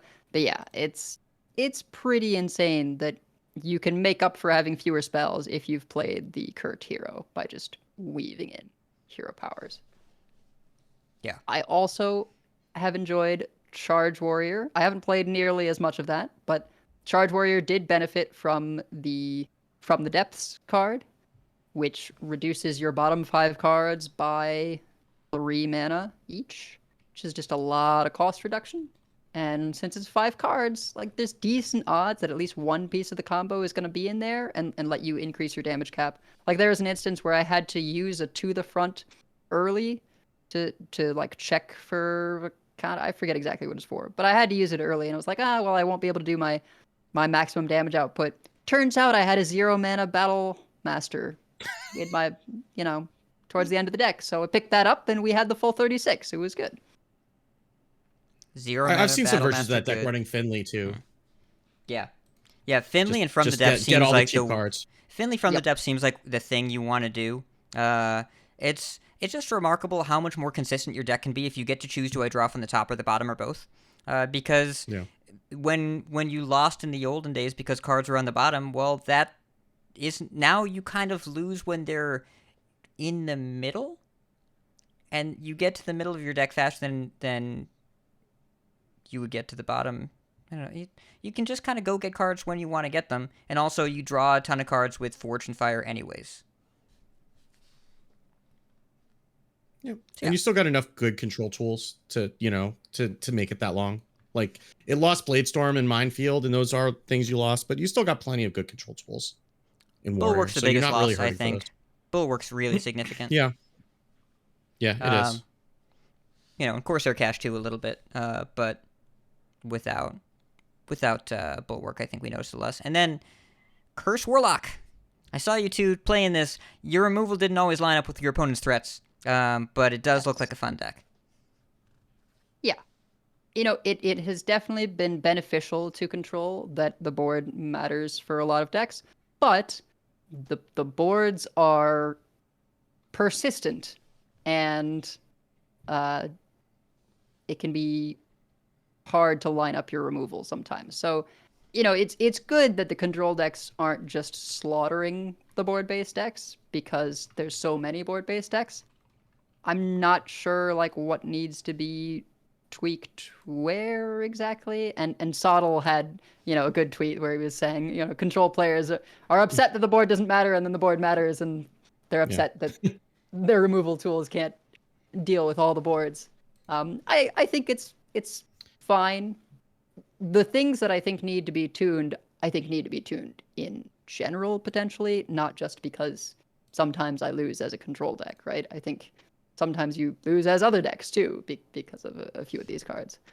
But Curse Warlock is very weird. It really goes back to Bomb Warrior. There's such interesting stuff going on in terms of hand size. And I think it's one of those decks that is better or gets worse the more people play against it and learn how to play against it. Had a weird match, I think it might have been with you, Wicked Good, where our opponent was also on Curse Warlock and started picking up on how to play the matchup because because we were playing the matchup correctly. We were teaching them how to play it as the game went on. Yeah. Right. Which is basically, you don't ever want to have fewer than 9 cards because you don't want to be able to take multiple curses in a turn. And then there's weird interactions of if a curse is going to disappear, you can be at 10 cards because then they can't give you a curse, but you won't burn a card because the curse will disappear at the start of your turn before you draw. And you want to play Tamsin early and try and get lucky, shuffle in Fel Rifts and basically hope that you burn the Fel Rifts rather than your actual cards, so it gives you the advantage in fatigue. And that is how we won, because we did this faster and were much more consistently able to burn Fel Rifts instead of real cards against our opponent. And just, it was that weird Bomb Warrior thing of, I'm just going to sit here and not play anything and burn the top of my deck so that you can't give me curses. And tap with a full hand, and I'll say what I said in the stream chat. That was a dumb game played smartly. Just, you figured out the strategy. It was the correct strategy. It was very intelligent deduction of the situation. It was dumb. It was a dumb game. Yeah. Yeah. And I mean, but I think the problem with that deck is also that all the damage, all the removal is damage based except for Twisting Nether and a Gigafin if you run it. And so I had a game against a Burn Shaman where they were beating me up, and I'm like, okay, well, I've got 2 Twisting Nethers, so it's fine, right? Except then they Frostbite on one of my 2/3s. So now my Twisting Nether costs 10. So like, okay, well, I can, keep things under control and manage it. And then they eventually frostbit one of their own minions and made my Twisting Nether cost 12. And I'm not a druid, so I can't play a 12 mana card, so I died. And that seemed to be like how a lot of, not a lot, but enough of those games went. Like Abyssal Wave is good, but it's just not enough at the point of the game when you're playing it a lot of the time. And like you really want, like you almost want like spammy Arcanist or something, but then like the meta doesn't really line up super great for spammy Arcanist. And you don't really have anything that can just kind of wipe a board and leave you a turn to breathe in that deck a lot of time, because you do need like a turn or two to get like Brand Zakul or Brand 2/3 or Tamsin. I mean, Tamsin Abyssal Wave is kind of like one of your best clears, but that's like turn 9 when as like other than Twisting Nether. And it's just like it's really good when it goes off. And I don't know how you really balance it, because it feels like launch Librams where maybe some of the cards need to be a little bit cheaper, but like it's such a fine line, because if you drop that all by 1 mana, that deck gets way too good way too fast. I think this is how they balance it. Yeah. Like I think Right. what you're seeing of it being not quite there in a lot of circumstances is working as designed. Yeah. Because you don't really want a format being defined by Bomb Warrior where they always draw the bombs. That's not super fun, and you can deny draws if you fill their hand. Like, there's so many pitfalls. I think there was a quote of Cora in a stream chat somewhere saying that they tuned it down because in testing the deck was really good and it wasn't the sort of thing that you want to be really good. So I think this is the tuning that they're looking for, and that's probably a good decision. It's okay for it to be like for this not to be the most common thing you see in a format, because then you get into more of those dumb mirrors too, and those are just so dumb. Reminds me of timing a Lucia and Baron's Priest. Oh yeah, those were the days. Yeah. No, the strat there was you just don't run a Lucia, so they just hold on to it for the whole game, thinking that you have it, and then you ban Rogue. I see it. I see that. Yep. Edelweiss, what's this 4th thing you just added? What'd you do? What is this? So Oh no. I haven't done as much of this, but I did enjoy it a ton, and that is Freeze Mage. Because if you thought Snowfall Guardian was good, it's still good, but there's another board freeze thing, and that is Blizzard has returned. And so there is a mage deck that you can run with Blizzard being the only spell that costs more than that costs 5 or more. So both of your parrots can replay Blizzard, which gives you 4 Blizzards, and then you've got Baby Varden, which gives you another board-wide freeze. So that is 5 board-wide freezes. And then, yeah, you've got Wildfire. It's a Wildfire deck. So you've got Wildfire and Reckless. I wanted to say Racketeer, but it's not Racketeer. Reckless Apprentice. And Bran Zola. I didn't bother with the dancers to try and go Bran Mordrish. I don't think that's worth it. I'm not a mailbox dancer believer. I just don't think it's worth the slot. I'm much more okay with just going Bran Reckless Apprentice once you've played the hero and have a very high damage hero power. So yeah, the deck is pretty sweet. It's I still consider it very much Freeze Mage because you do freeze the board a bunch, but it's not the old Fireballs or Pyroblast win condition. It's just lots of very large hero powers, which actually makes you better in some matchups than or many matchups than old Freeze Mage would have been able to do. Like old Freeze Mage would never be able to handle, I feel like, some of the healing and armor that's around these days. But that hero power can really, really get you there. I don't like the 2 classes of Snowfall Guardian. And like, And you can do like you can brand Zola parrots and Yeah. it's too much. You can brand Varden hat. You can brand Dawngrasp, very Unclear. powerful. Yeah, it's and I don't foresee this being meta dominant, though I have actually seen some stats and some whispers that apparently Nagamage gets better if you put the Wildfire package in it, because Nagamage is kind of missing some lethality, and Wildfire is a very good way to refresh some crystals, and late game if you end up with if you Xalatath for 10 into a Mordrish, your opponent's probably dead. Could see it. Not the craziest thing I've ever heard.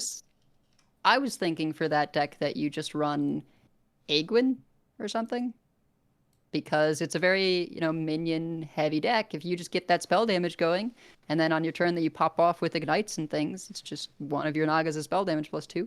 It could be good. Good. Can we just run like Alex or something? Just just finish the game. I mean, ignites never go away, right?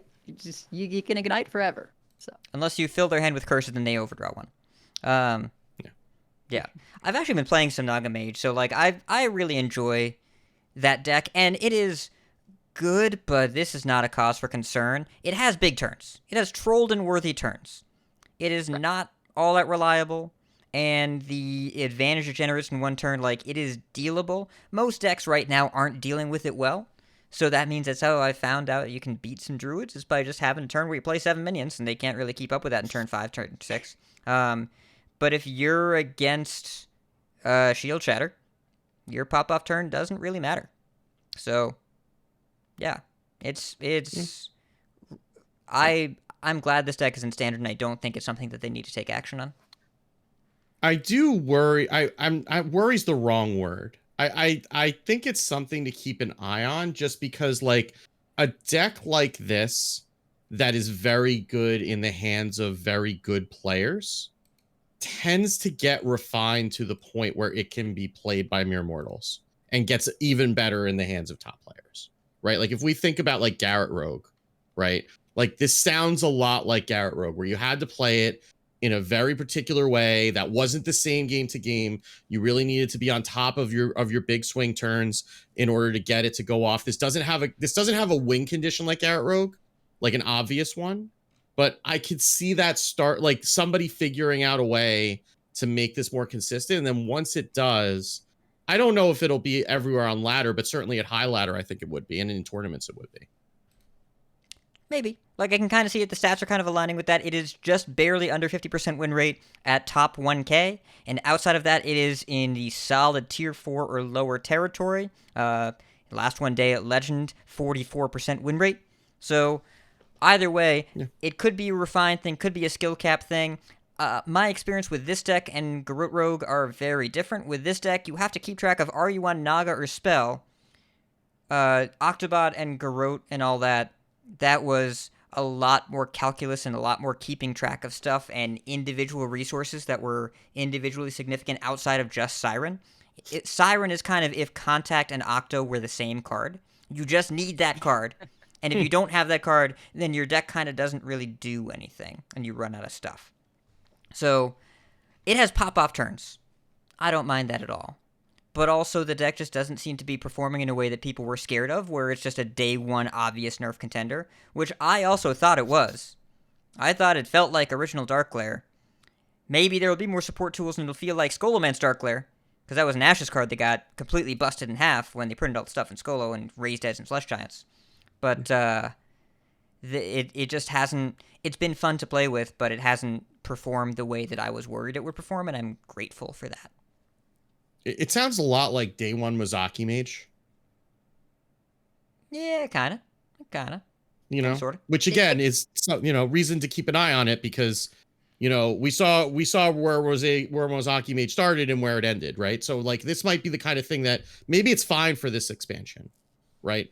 This, as we start getting more cards, this could be something a little bit more concerning in future sets. I wouldn't want to compare it to Mozaki Mage though, because the thing is, Mozaki Mage, if they successfully do the thing, you are dead. Like that is how that turn ends. And most of the time with this deck, like yes, you've got ignites, you've got some things that do a couple points of damage here and there, But ultimately, they do the pop-off turn, they kill your board while making one of their own, and then they say go. And so if you are able to swing back, then you can still win that game, right? Against the control decks, right? It's certainly not like how Mozaki was against control, because you do your thing and they say, okay, I clear your board, and they're like, oh, well, maybe I can try and ignite you to death. But it's just not, it's not what we're accustomed to with a deck that does a lot of things in one turn, because the portrait doesn't explode at the end. Right. Yeah. I've been trying some other stuff as well. Aggression, I think, is still alive and well in this format. If you want to be aggressive, you can be aggressive. The Naga Hunter, which is basically a face hunter with Naga, still pretty good. Really love Raj Nazjan, face Naga, because, not just because he's good. He's pretty good. Pretty good card. Because he shoots lightning bolts at the opponent whenever you cast a spell, and it's rad as hell, and I really enjoy it. And he just kind of crackles, and it's a very fast animation. It makes you feel like you're doing Naga Hunter damage things.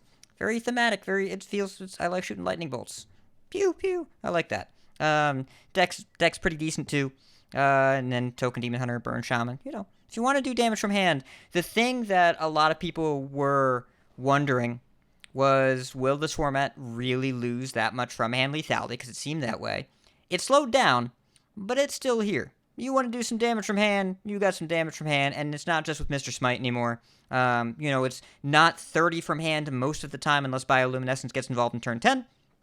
But if you want to do a bunch of damage in the mid-game, you can do that if you build around it. It's not free, but you can make it happen if you want to. I have also been playing some Pirate Rogue. Not one of my favorite Rogue decks ever, but fun enough. The Vilespine Slayer is not good enough for Standard. Not right now. The Bootstrap Sunkeneer, it's fallen out of most lists. Pretty sad. But Excuse me, his name is Vilespine Sailor. Right, Vilespine Sailor. Not good enough for Standard right now. He missed the boat. And the newest Wombo combo that I think does belong in the deck. You have Pufferfist. We all know Pufferfist. And then you have... Calm down! I'm a doctor! Plague Scientist. No. 3 mana, 2/3 combo. Give a minion poisonous. That's in core. So for 6 mana... That's not even new to core, right? That's been in core for a year. We just forgot he was there. But I thought it went away. Nope. Yeah. It's in Standard right now.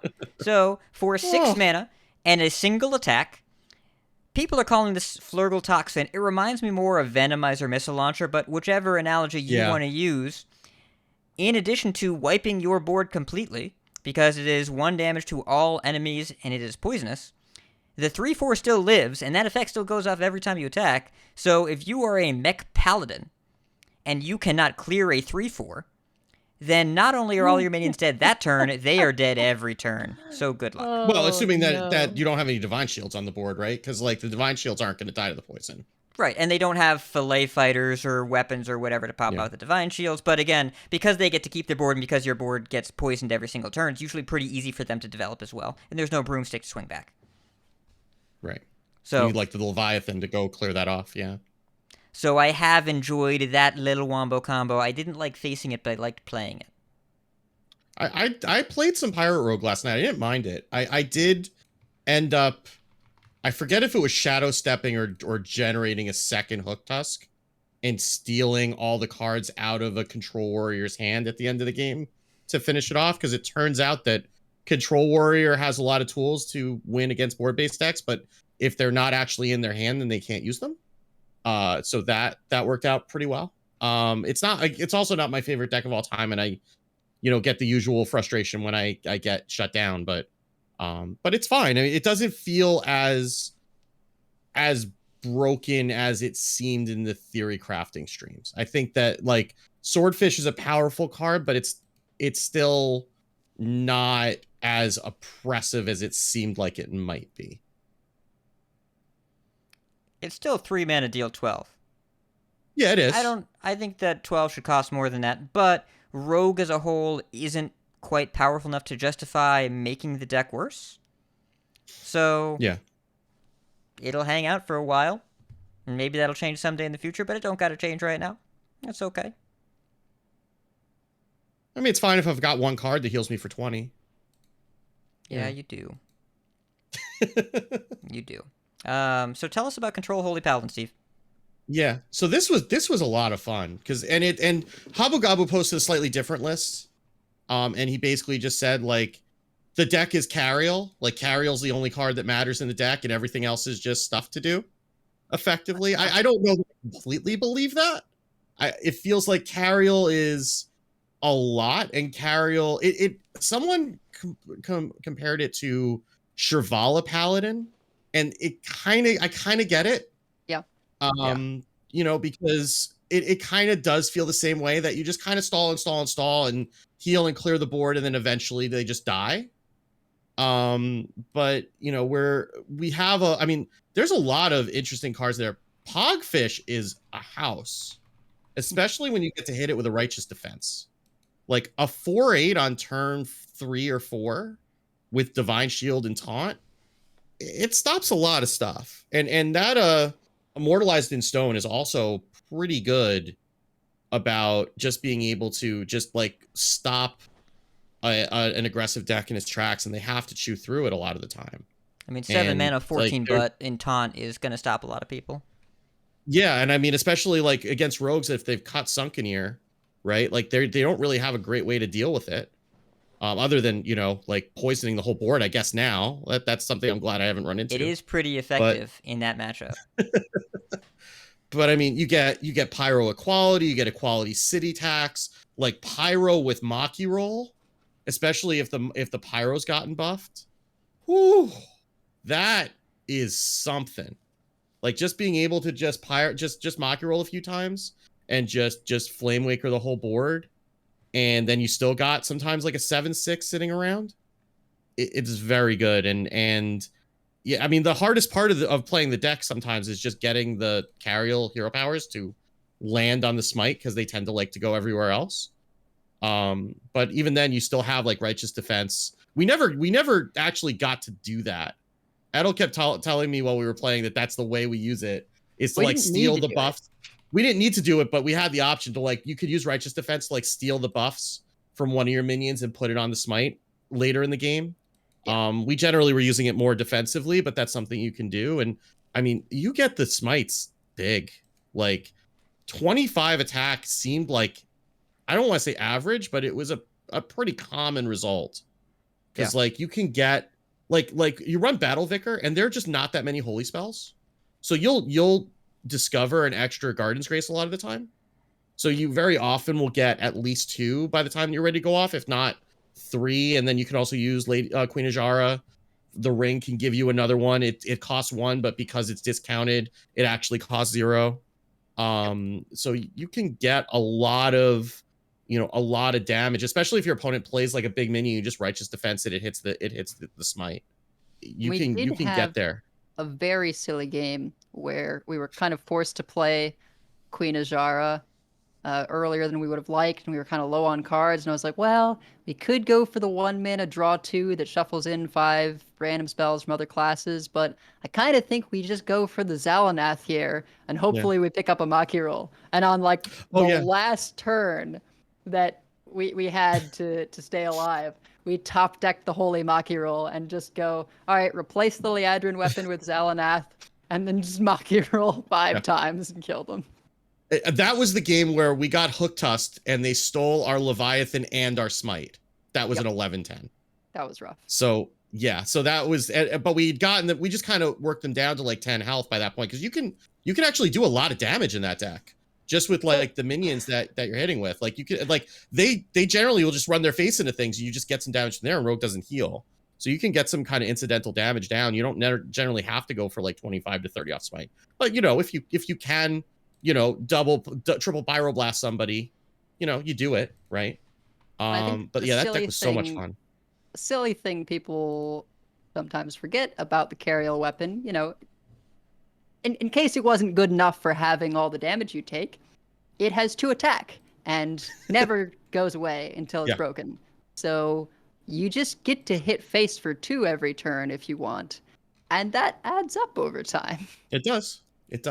So you don't generally need 30. Generally, like, you know, 25 is enough. usually, and you can get to 25 pretty easily. Man, that deck is fun.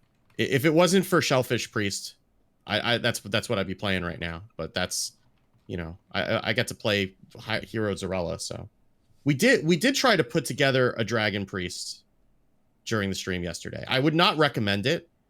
I don't think it was good. I think it's almost there, and maybe if we get a couple more dragons at some point, it'll be there. But Switcheroo and Twilight Drake is a pretty good combo. That was fun. I mean, we get like an 8/8 base Twilight Drake, and you've got, you know, eight or so cards in hand, and just kind of drop that on the board casually on 4. That was fun, and we did get to you know, Drac Op some people, and Drac Opping people is always fun, but it's just, you know, it's not the same. It just is too slow. Yeah, it's too slow. You just don't have enough, like the design team has been so clever in the cards they've brought back, because they are in very, very different contexts, and a lot of the older cards just don't hit the same way. Acolyte of Pain I have barely seen. There are a lot of powerful. I mean, I didn't see Northshire Cleric. I've seen some. Like, you still draw a bunch of cards with it, but yeah, it's not turn 1. Oh my gosh, I have to kill this or I lose. Yeah. They reprinted, at least they reprinted Mana Worm, but they fixed it. It's called Vicious Scalehide now. Or no, Vicious Scale, you know, the 1 mana 1/3 neutral the Naga. It's a fixed Mana Worm, because it grows the same way the Mana Worm does. It's a Mana Addict. I mean, but it costs 1. And it's a Mana Addict, it costs 1, yeah. But a key difference, so obviously, Mana Addict is a 2 mana 1/3. Whenever you cast a spell, it gets +2 attack. So that gets, you know, very big, very fast. But notably, it loses the attack at the end of your turn. So it's always a 1/3 on the opponent's turn. Oh, okay. That is Naga, yeah. And it's a subtle but really lovely difference. It keeps the attack throughout their turn. So even though it resets on your turn, it can defend itself, right? So it doesn't just get traded into for free, and it just makes a world of difference. Yeah, that does make a big difference. But I mean, Mana Worm kept it permanently, so that's it did. So this is a fixed Mana Worm, right? Instead of 1/2, it's a 1/3. Except the buff does not spiral out of control for the rest of the game, but it's still a powerful, aggressive, and defensive minion, and so 1 mana Naga. I really like what they did there. And you look at a lot of the other really powerful cards, iconic cards that came back. I haven't seen a Cloaked Huntress. I haven't seen a Spring Paw.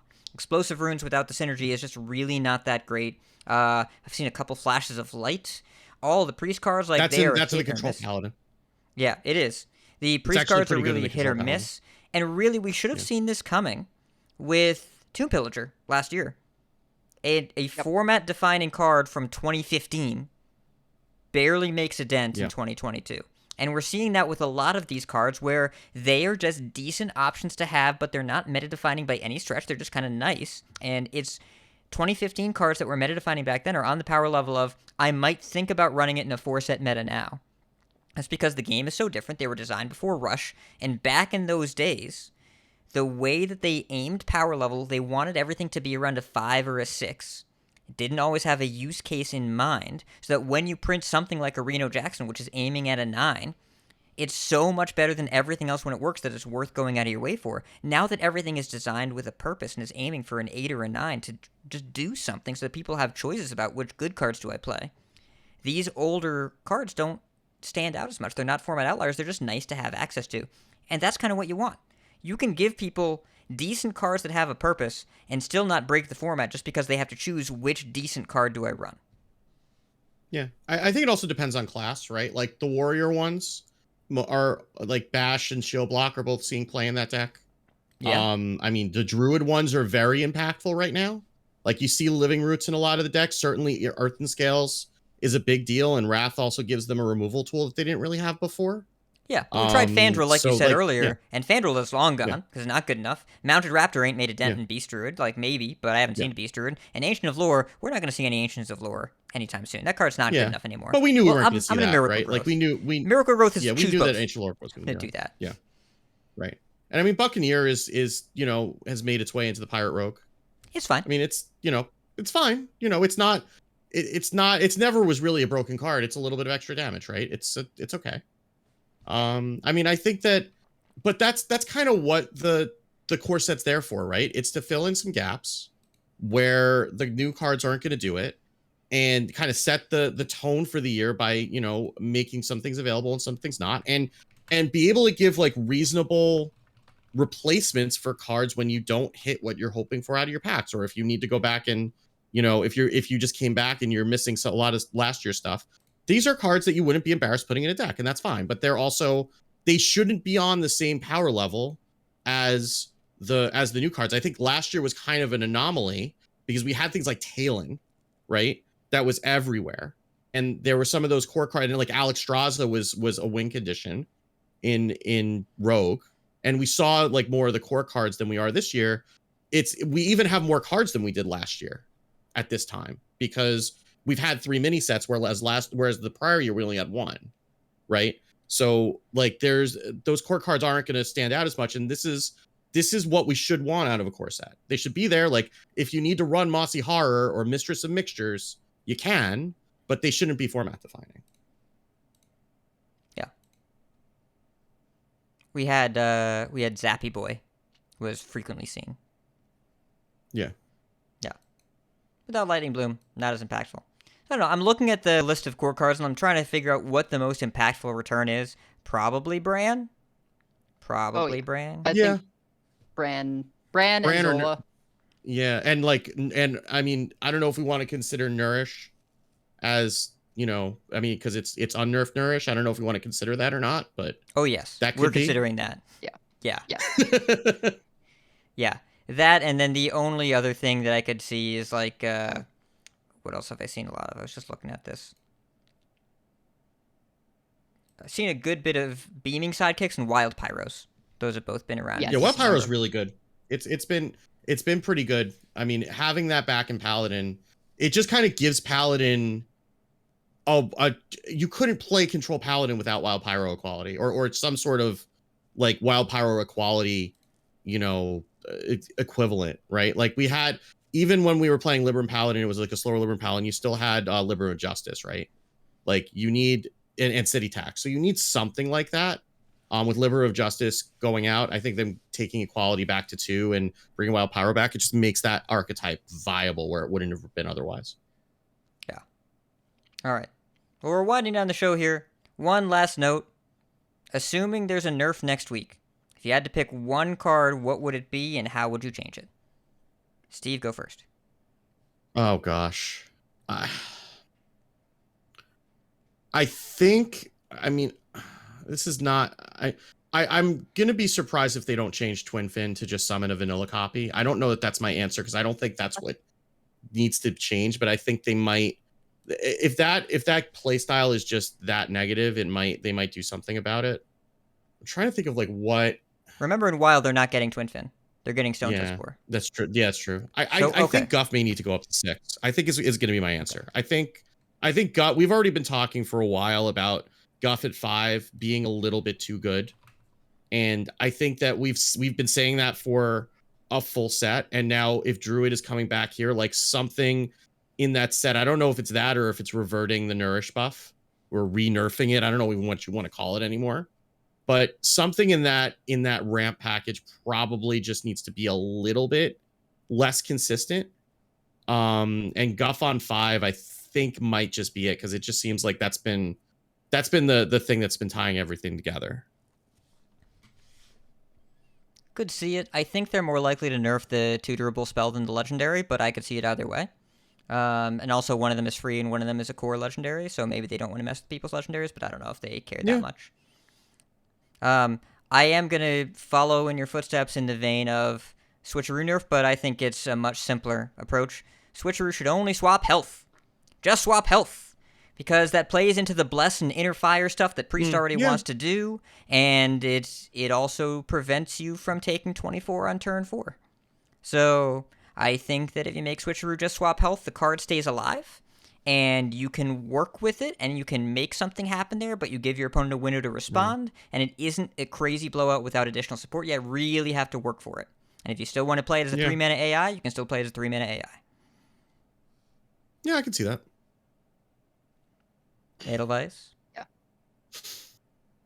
So, I mean, I would have said basically the same things as Wicked Good. Like, between Nourish, Scales, or Guff, something in there needs to be a higher mana cost so that occasionally the druid is uncomfortably looking at the board and saying, darn, I'm a turn off from being able to deal with this. But barring that, I think my sort of gut thing is Radar Detector feels like too many cards to me. Really? You'd start with Radar Detector now? Yeah. To me, it really feels like the Secret Passage thing. Like, Secret Passage started at 5, and then they put it to 4, and I feel like this started at 5, and it should probably be 4, and it will still be really good and probably come out of 0 decks, but be a little bit worse. Both because, when you hit the maximum, it's only 4 and not 5, and since you see fewer, one fewer card, you're a little less likely to hit the max. So I guess you could make the argument, right, that if they're going to make balance changes, the stuff that's like just below the waterline, no pun intended, of being viable, then could come up and start becoming oppressive. And it feels like Mech Paladin's not there, but it could, like, it's not viable yet, but it's close. So it could be the kind of thing that might need, if they did it, it would be one of those things like, why the hell are you doing this? Like, why is that what you're focusing on? Just because they're looking to, because they would be skating to where the puck's going rather than where the puck is. I could maybe see that, like, with the rest of the changes that are going to happen. But we can't close out this podcast with none of us suggesting a nerf to Pirate Warrior, right? Because that deck is kind of pretty clearly an outlier by every definition. I'm not saying that Radar Detector surprised me just because I haven't played against or felt any pressure from the Paladins. They always have crap no matter what. But it doesn't mean that that's not a powerful card. It's obviously a powerful card. But Pirate Warrior is the thing that is defining the format and dominating it by most metrics. So I have seen hardly any, and I still beat them sometimes. So I just haven't felt that pressure. Yeah, I guess that's why I'm the same way. Like, I've seen some of them, but it's been like, okay, Pyro Equality, go, and it's or I'll just play a big Pogfish and get in the way. Like, I get it, right? And it's I've lost to them and it's frustrating. I mean, maybe it's time to just bump Smite up a mana. That might be it. Because doesn't matter. I don't know. It doesn't matter off Juggernaut. Yeah. But I mean, I think that Smite's in enough other places too that maybe it just might need a bump so that at least when you're generating it off of Amalgam of the Deep, it's a little bit more of a cost, and like you are still playing that naturally in the deck, and that sometimes that is just your win con. Is it just Rogue? What, that's running Smite? Yeah, and the Paladin. The Paladin, yeah, but Paladin's not using Paladin is drawing its entire deck and waiting very patiently. I mean, it could cost 20 and it doesn't matter in Paladin, right? Like that. It's not playing it on curve. It's not. It could cost 10. It could cost 10 and it doesn't matter because you'd still be able to get the OTK off. It doesn't really matter for Paladin, but yeah, Rogue, getting more of those off of Amalgam of the Deep is kind of a thing. Certainly in Warrior, like, you are still playing one from hand, but I don't know if that's even really the problem. I don't know how you solve Quest Warrior really, because the problem is just that they printed so many more pirates that are cheap that it just kind of gets there, right? Like, I don't know how you do that without nerfing like a whole bunch of cards, because it's like death by 1,000 cuts. I mean, nerf a couple cheap pirates. It's Obsidian Smith to 3, Cannoneer to 4. Boom. Because Obsidian Smith, the 2-mana 3/2, dredge if it's a minion or weapon, give it +1/+1. I was doing a coaching the other day. Our opponent played a turn 3 2/5 weapon that buffed their hand every time they attacked. Do you know how hard it is to stick a board against a 2/5 weapon on turn 3? It was extremely difficult to stick anything. And so that was +1/+0. You play that on turn 2 when you hit the Stormwind Freeboot or whatever, the 3/4 that gives you +2 attack. You play that on turn 2, you got a Yeti on turn 3 that gives you +2 attack. That's pretty crazy. Yeah. They printed Puffer Fist, Cannoneer. They had 2 3-mana pirates that deal a bunch of damage. Cannoneer could go to 4, Obsidian Smith to go to 3, and you could just make the deck work. So you can make Nelly only pull pirates that cost 5 or less if you want to. Just to avoid getting a Smite. Ooh, I like that. But that's really just Smite that you're hitting at that point. And maybe they do that. Maybe they just pull Smite out of the pool. My issue with the deck isn't that the Juggernaut is consistent now, because it is. It's that I keep dying before the Juggernaut comes down, or before it even goes off once. And that means that there's something going on with the density of 2-drops that the rest of the format does not have access to. Make this deck not have access to it either. And I don't think it's an egregious, crazy outlier, but with the amount of concerns they had about this last format, they need to make sure the story doesn't remain the same. That's the kind of nerfs they do in 4-set metas. Don't let the story remain the same as the last meta. If something's really good in the 6-set environment, and then it also becomes really good in the 4-set environment, even if it's a little different, you can't leave Ramp Druid, can't leave Pirate Warrior. They need to make the new stuff the exciting stuff, and it can't be the same story that we've had for so long. So I imagine both these will be getting hit, and I agree that it is not the quest in Quest Warrior. It is the critical mass of inexpensive, powerful pirates. Make some of them worse. Just make them worse. It's okay. Yeah, I mean, you could play that deck without the quest. It wouldn't win as many games, but it would probably not be. I mean, I guess you do get like the cannonballs are probably more impactful than the actual like Juggernaut, right? Like the cannonballs and drawing the weapon are it's like old Quest Priest where you didn't care about finishing the quest, you just cared about the draw, like or Quest Warlock, I guess, where you just cared about the lifesteal. Getting the guaranteed 1-mana weapon to use with Defias Cannoneer early is really, really good. So just, you don't have to worry about not having a live weapon for your Cannoneer turn. And then also those 2 cannon shots can be very impactful in the mid game. So, yep.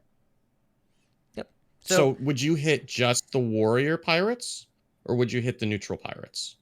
I think right now the neutral now, pirates will also affect rogue, right? And does rogue get too powerful if warrior takes a step back? I don't think so. Rogue, in my experience playing with Rogue, that deck's only okay. It's really not that great. It doesn't. It's really awkward. And if you whiff on a Dredge on Swordfish, then you kind of nerf your own deck already. Oh yeah. So it's that feels terrible when you do that. Yeah, there are a couple cards that are clearly powerful in Rogue, like Cutlass Courier and Swordfish are both very strong, but you have to work pretty hard for your deck to be functional, and it feels like a 4-set deck. There are a lot of fail states and a lot of questionable draws, and that's kind of where you want it to be. Pirate Warrior doesn't have those. So that's why I would mostly hit the Warrior Pirates, because it's got the quest, and it's really just incentivized to play as many super cheap pirates as you can, because you don't run out of resources for just spamming. Whereas in Rogue, you have to work a little harder, and your results are not as good. So I think it's pretty important to not hit Rogue too hard, because also, what else does Rogue do right now? They just gave it a whole bunch of new pirates. If they nerf the only performing archetype, and barely performing at that, within 9 days of the set releasing, what does the class do? So I don't think that they need to go for the neutrals yet, and especially do not nerf Amalgam of the Deep. It is probably the most crafted epic in the set, and it was purposely designed to make sure all these tribal decks work, and you don't want to hit the linchpin to all of your cool new stuff, because that means you just make the old stuff better again, and we don't want to do that either. So, if we're just talking early triage changes, switcheroo, warrior pirate here or there, maybe Raider Detector, I don't know about that one, we'll see. And either Nourish or Guff, probably that makes a lot of sense to me, or put scale to 8, because at 7 is kind of pre-nerf Guardian Animals, and at 8 is kind of post-nerf Guardian Animals, and post-nerf was worse than pre-nerf, I don't know. Figure it out. And maybe you just need to take a bat to Druid and just hit a couple things, right? Like it might not just be one thing. Like Druid is kind of like a plane crash. Like not one thing went wrong, you know. Like I think that it might be the kind of thing, if you really don't want Ramp Druid to be a defining deck in this meta, and I think that it can be playable, but you don't want it to be the story, then you probably need to be a little bit more draconian than some of the nerfs that they've had around Druid in the past. You might need to, and it might not be like taking one card and beating it into the ground, or saying, making Guff say your choose 1 minions have +1 attack, but like, you might have to get, revert the Nourish nerf and make Guff 1 more, or Guff and scale or something like that in order to get it just in line, right? Like it should still be playable, but just it can't be the best deck for another expansion in a row. It needs to take a big step back. Ironically, I'm on HSR right now, filtering by last 1 day at Legend. Do you know what the best deck in the format is statistically right at this moment? Last 1 day at Legend. Silence Priest. No. Blessed Priest is number 4. Okay. Edelweiss. Troll Paladin? Fell Demon Hunter? Token Demon Hunter. Token DH. Wait, I couldn't beat the. So I need to see your list because I could not beat the druids with my aggro DH. Did you direct Thar into Flag Runner? No, I did not do that. Do that. Coaching completed. Direct Thar into Flag Runner. That's what you need to do. My 4 mana were the whenever you play your leftmost card, draw a card because no. Everything was super cheap. We're not doing that. No, it's Drekthar. The mulligan has a 70% mulligan win rate. Play Drekthar. Play Drekthar. That is the advice that I have for you listeners. If you're not sure what to do, play Drekthar. Also, oh God, the third deck is Anacondra Druid. Oh Lord. No. Well, it beats the mirror. Yeah. That's not a good sign. Anyways, what is a good sign is how thankful we are for all of you patrons. Check out the thanks section on our website at CoinKatit.com. You can find our content info, our show notes, and our Patreon information. You can monetarily support our show at patreon.com/CoinKatit. Join us every week live by following us on Twitch at twitch.coinkatit.com. Join our community chats in our Discord at discord.coinkatit.com. Write into our email at coinkatit@gmail.com. Follow us on Twitter, CoinKatit, like, share, and follow us on Facebook at facebook.com/CoinKatit. If you like some CC swag, head over to our shop at shop.coinkatit.com. Big thanks to our producers, Number Theory, Doge DK, Proby1, Kresh, Cap, Beef Squatch, David P, Fade to Black, Walu, Jeremy T, and Little Robitussin. We've got some coin concedes, but subs, the Grumpy Face, Doge DK, and Gun Syndicate. Thank you so much for supporting us here during the live stream. And we've got coin concedes. Edelweiss, go. So my main coin concede is to the Grove, which is the kosher grocery store in my neighborhood, because I went to my nearest grocery store that I usually go to, and all the matzah was not kosher for Passover. Why does that exist? Like, how do you sell that at this time of year? Like, I don't understand. What's the point? It's what is the point? The only time to eat matzah is Passover. How can you have a box of matzah that says not for Passover use? And I was completely aghast. Obviously, those were the only ones left because all of the kosher Passover ones were sold out. So I went to my local kosher grocery store and was able to successfully get kosher for Passover matzah. Also shop in a place where everyone was wearing black hats. That was interesting. But yeah. And then also coin concede to everyone out there who feels my pain in terms of radar detector should be sonar detector. Maybe that's the reason to change it, is just so they can get the name right, because that is not. Yeah. That's gonna dig at myself and others like for the next 2 years. Just like the card doesn't make sense. Yeah. Sonar detector just sounds better. Yeah. Looking good. But a radar detector is something you put in your car, I guess so. That was a thing. There's no. It was a thing. I remember that being just a thing. like sonar. Yeah. I don't know anything about that stuff. Steve, who would you like to coin concede to? So, first of all, I want to coin concede to Posca. We have the spreadsheet that we've been maintaining, offcurve.com/new. What is? Oh, I should know what the name of my own page is. New-meta-deck list, which is where we've been maintaining the spreadsheet of all the decks that are remotely viable, including a poison rogue that I put on there against my better judgment.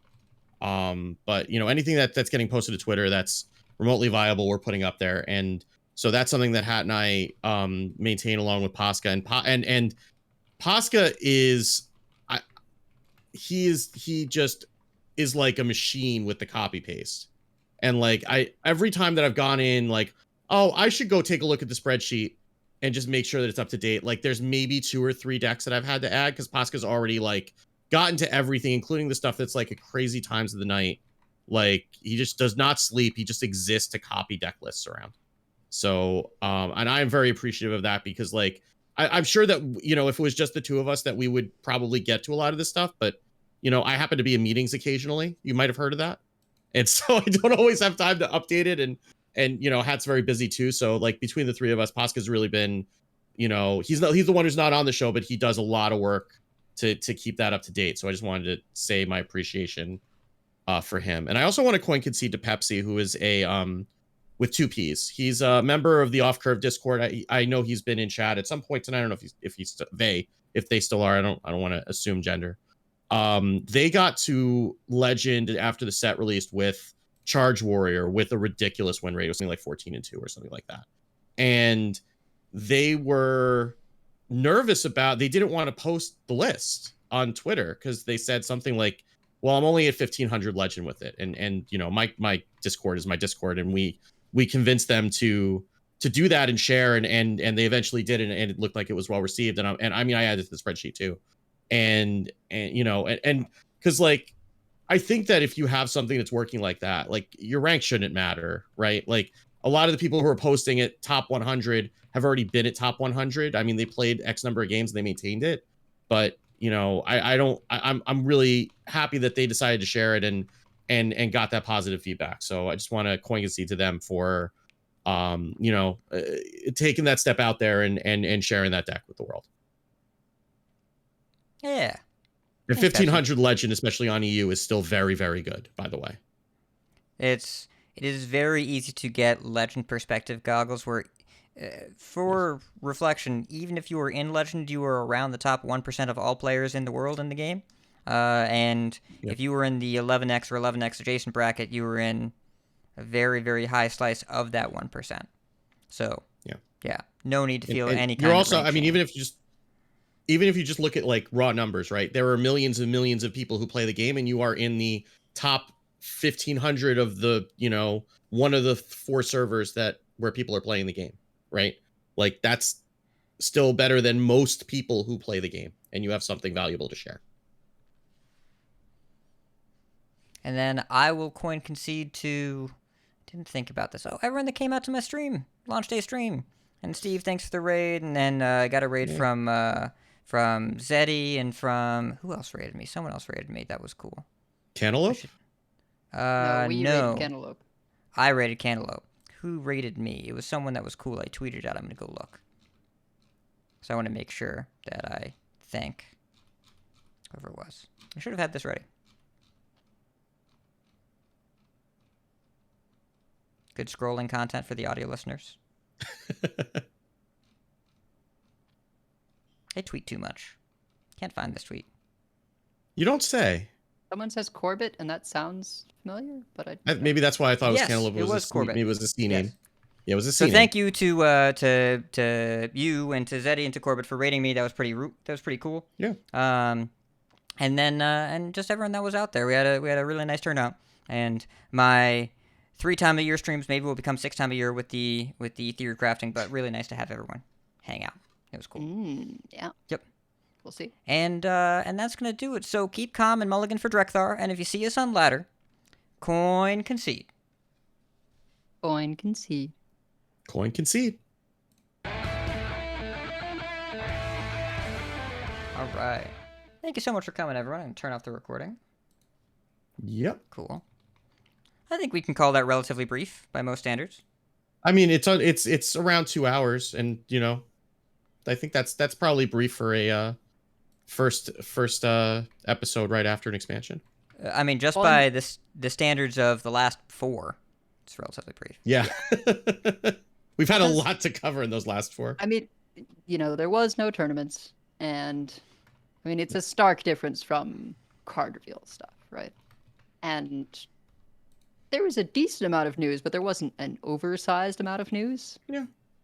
Yeah. I feel like the ones where we really run long are when we have something to say in explanations, and there is also a ton of news. Right. Yeah. This week, everyone's just playing some Hearthstone. Yeah. I dig that. Yeah. Yeah. All right, everyone. We're going to bring the Yagi stream intended. down, but thank you so much for being here. See you later. Bye. Bye.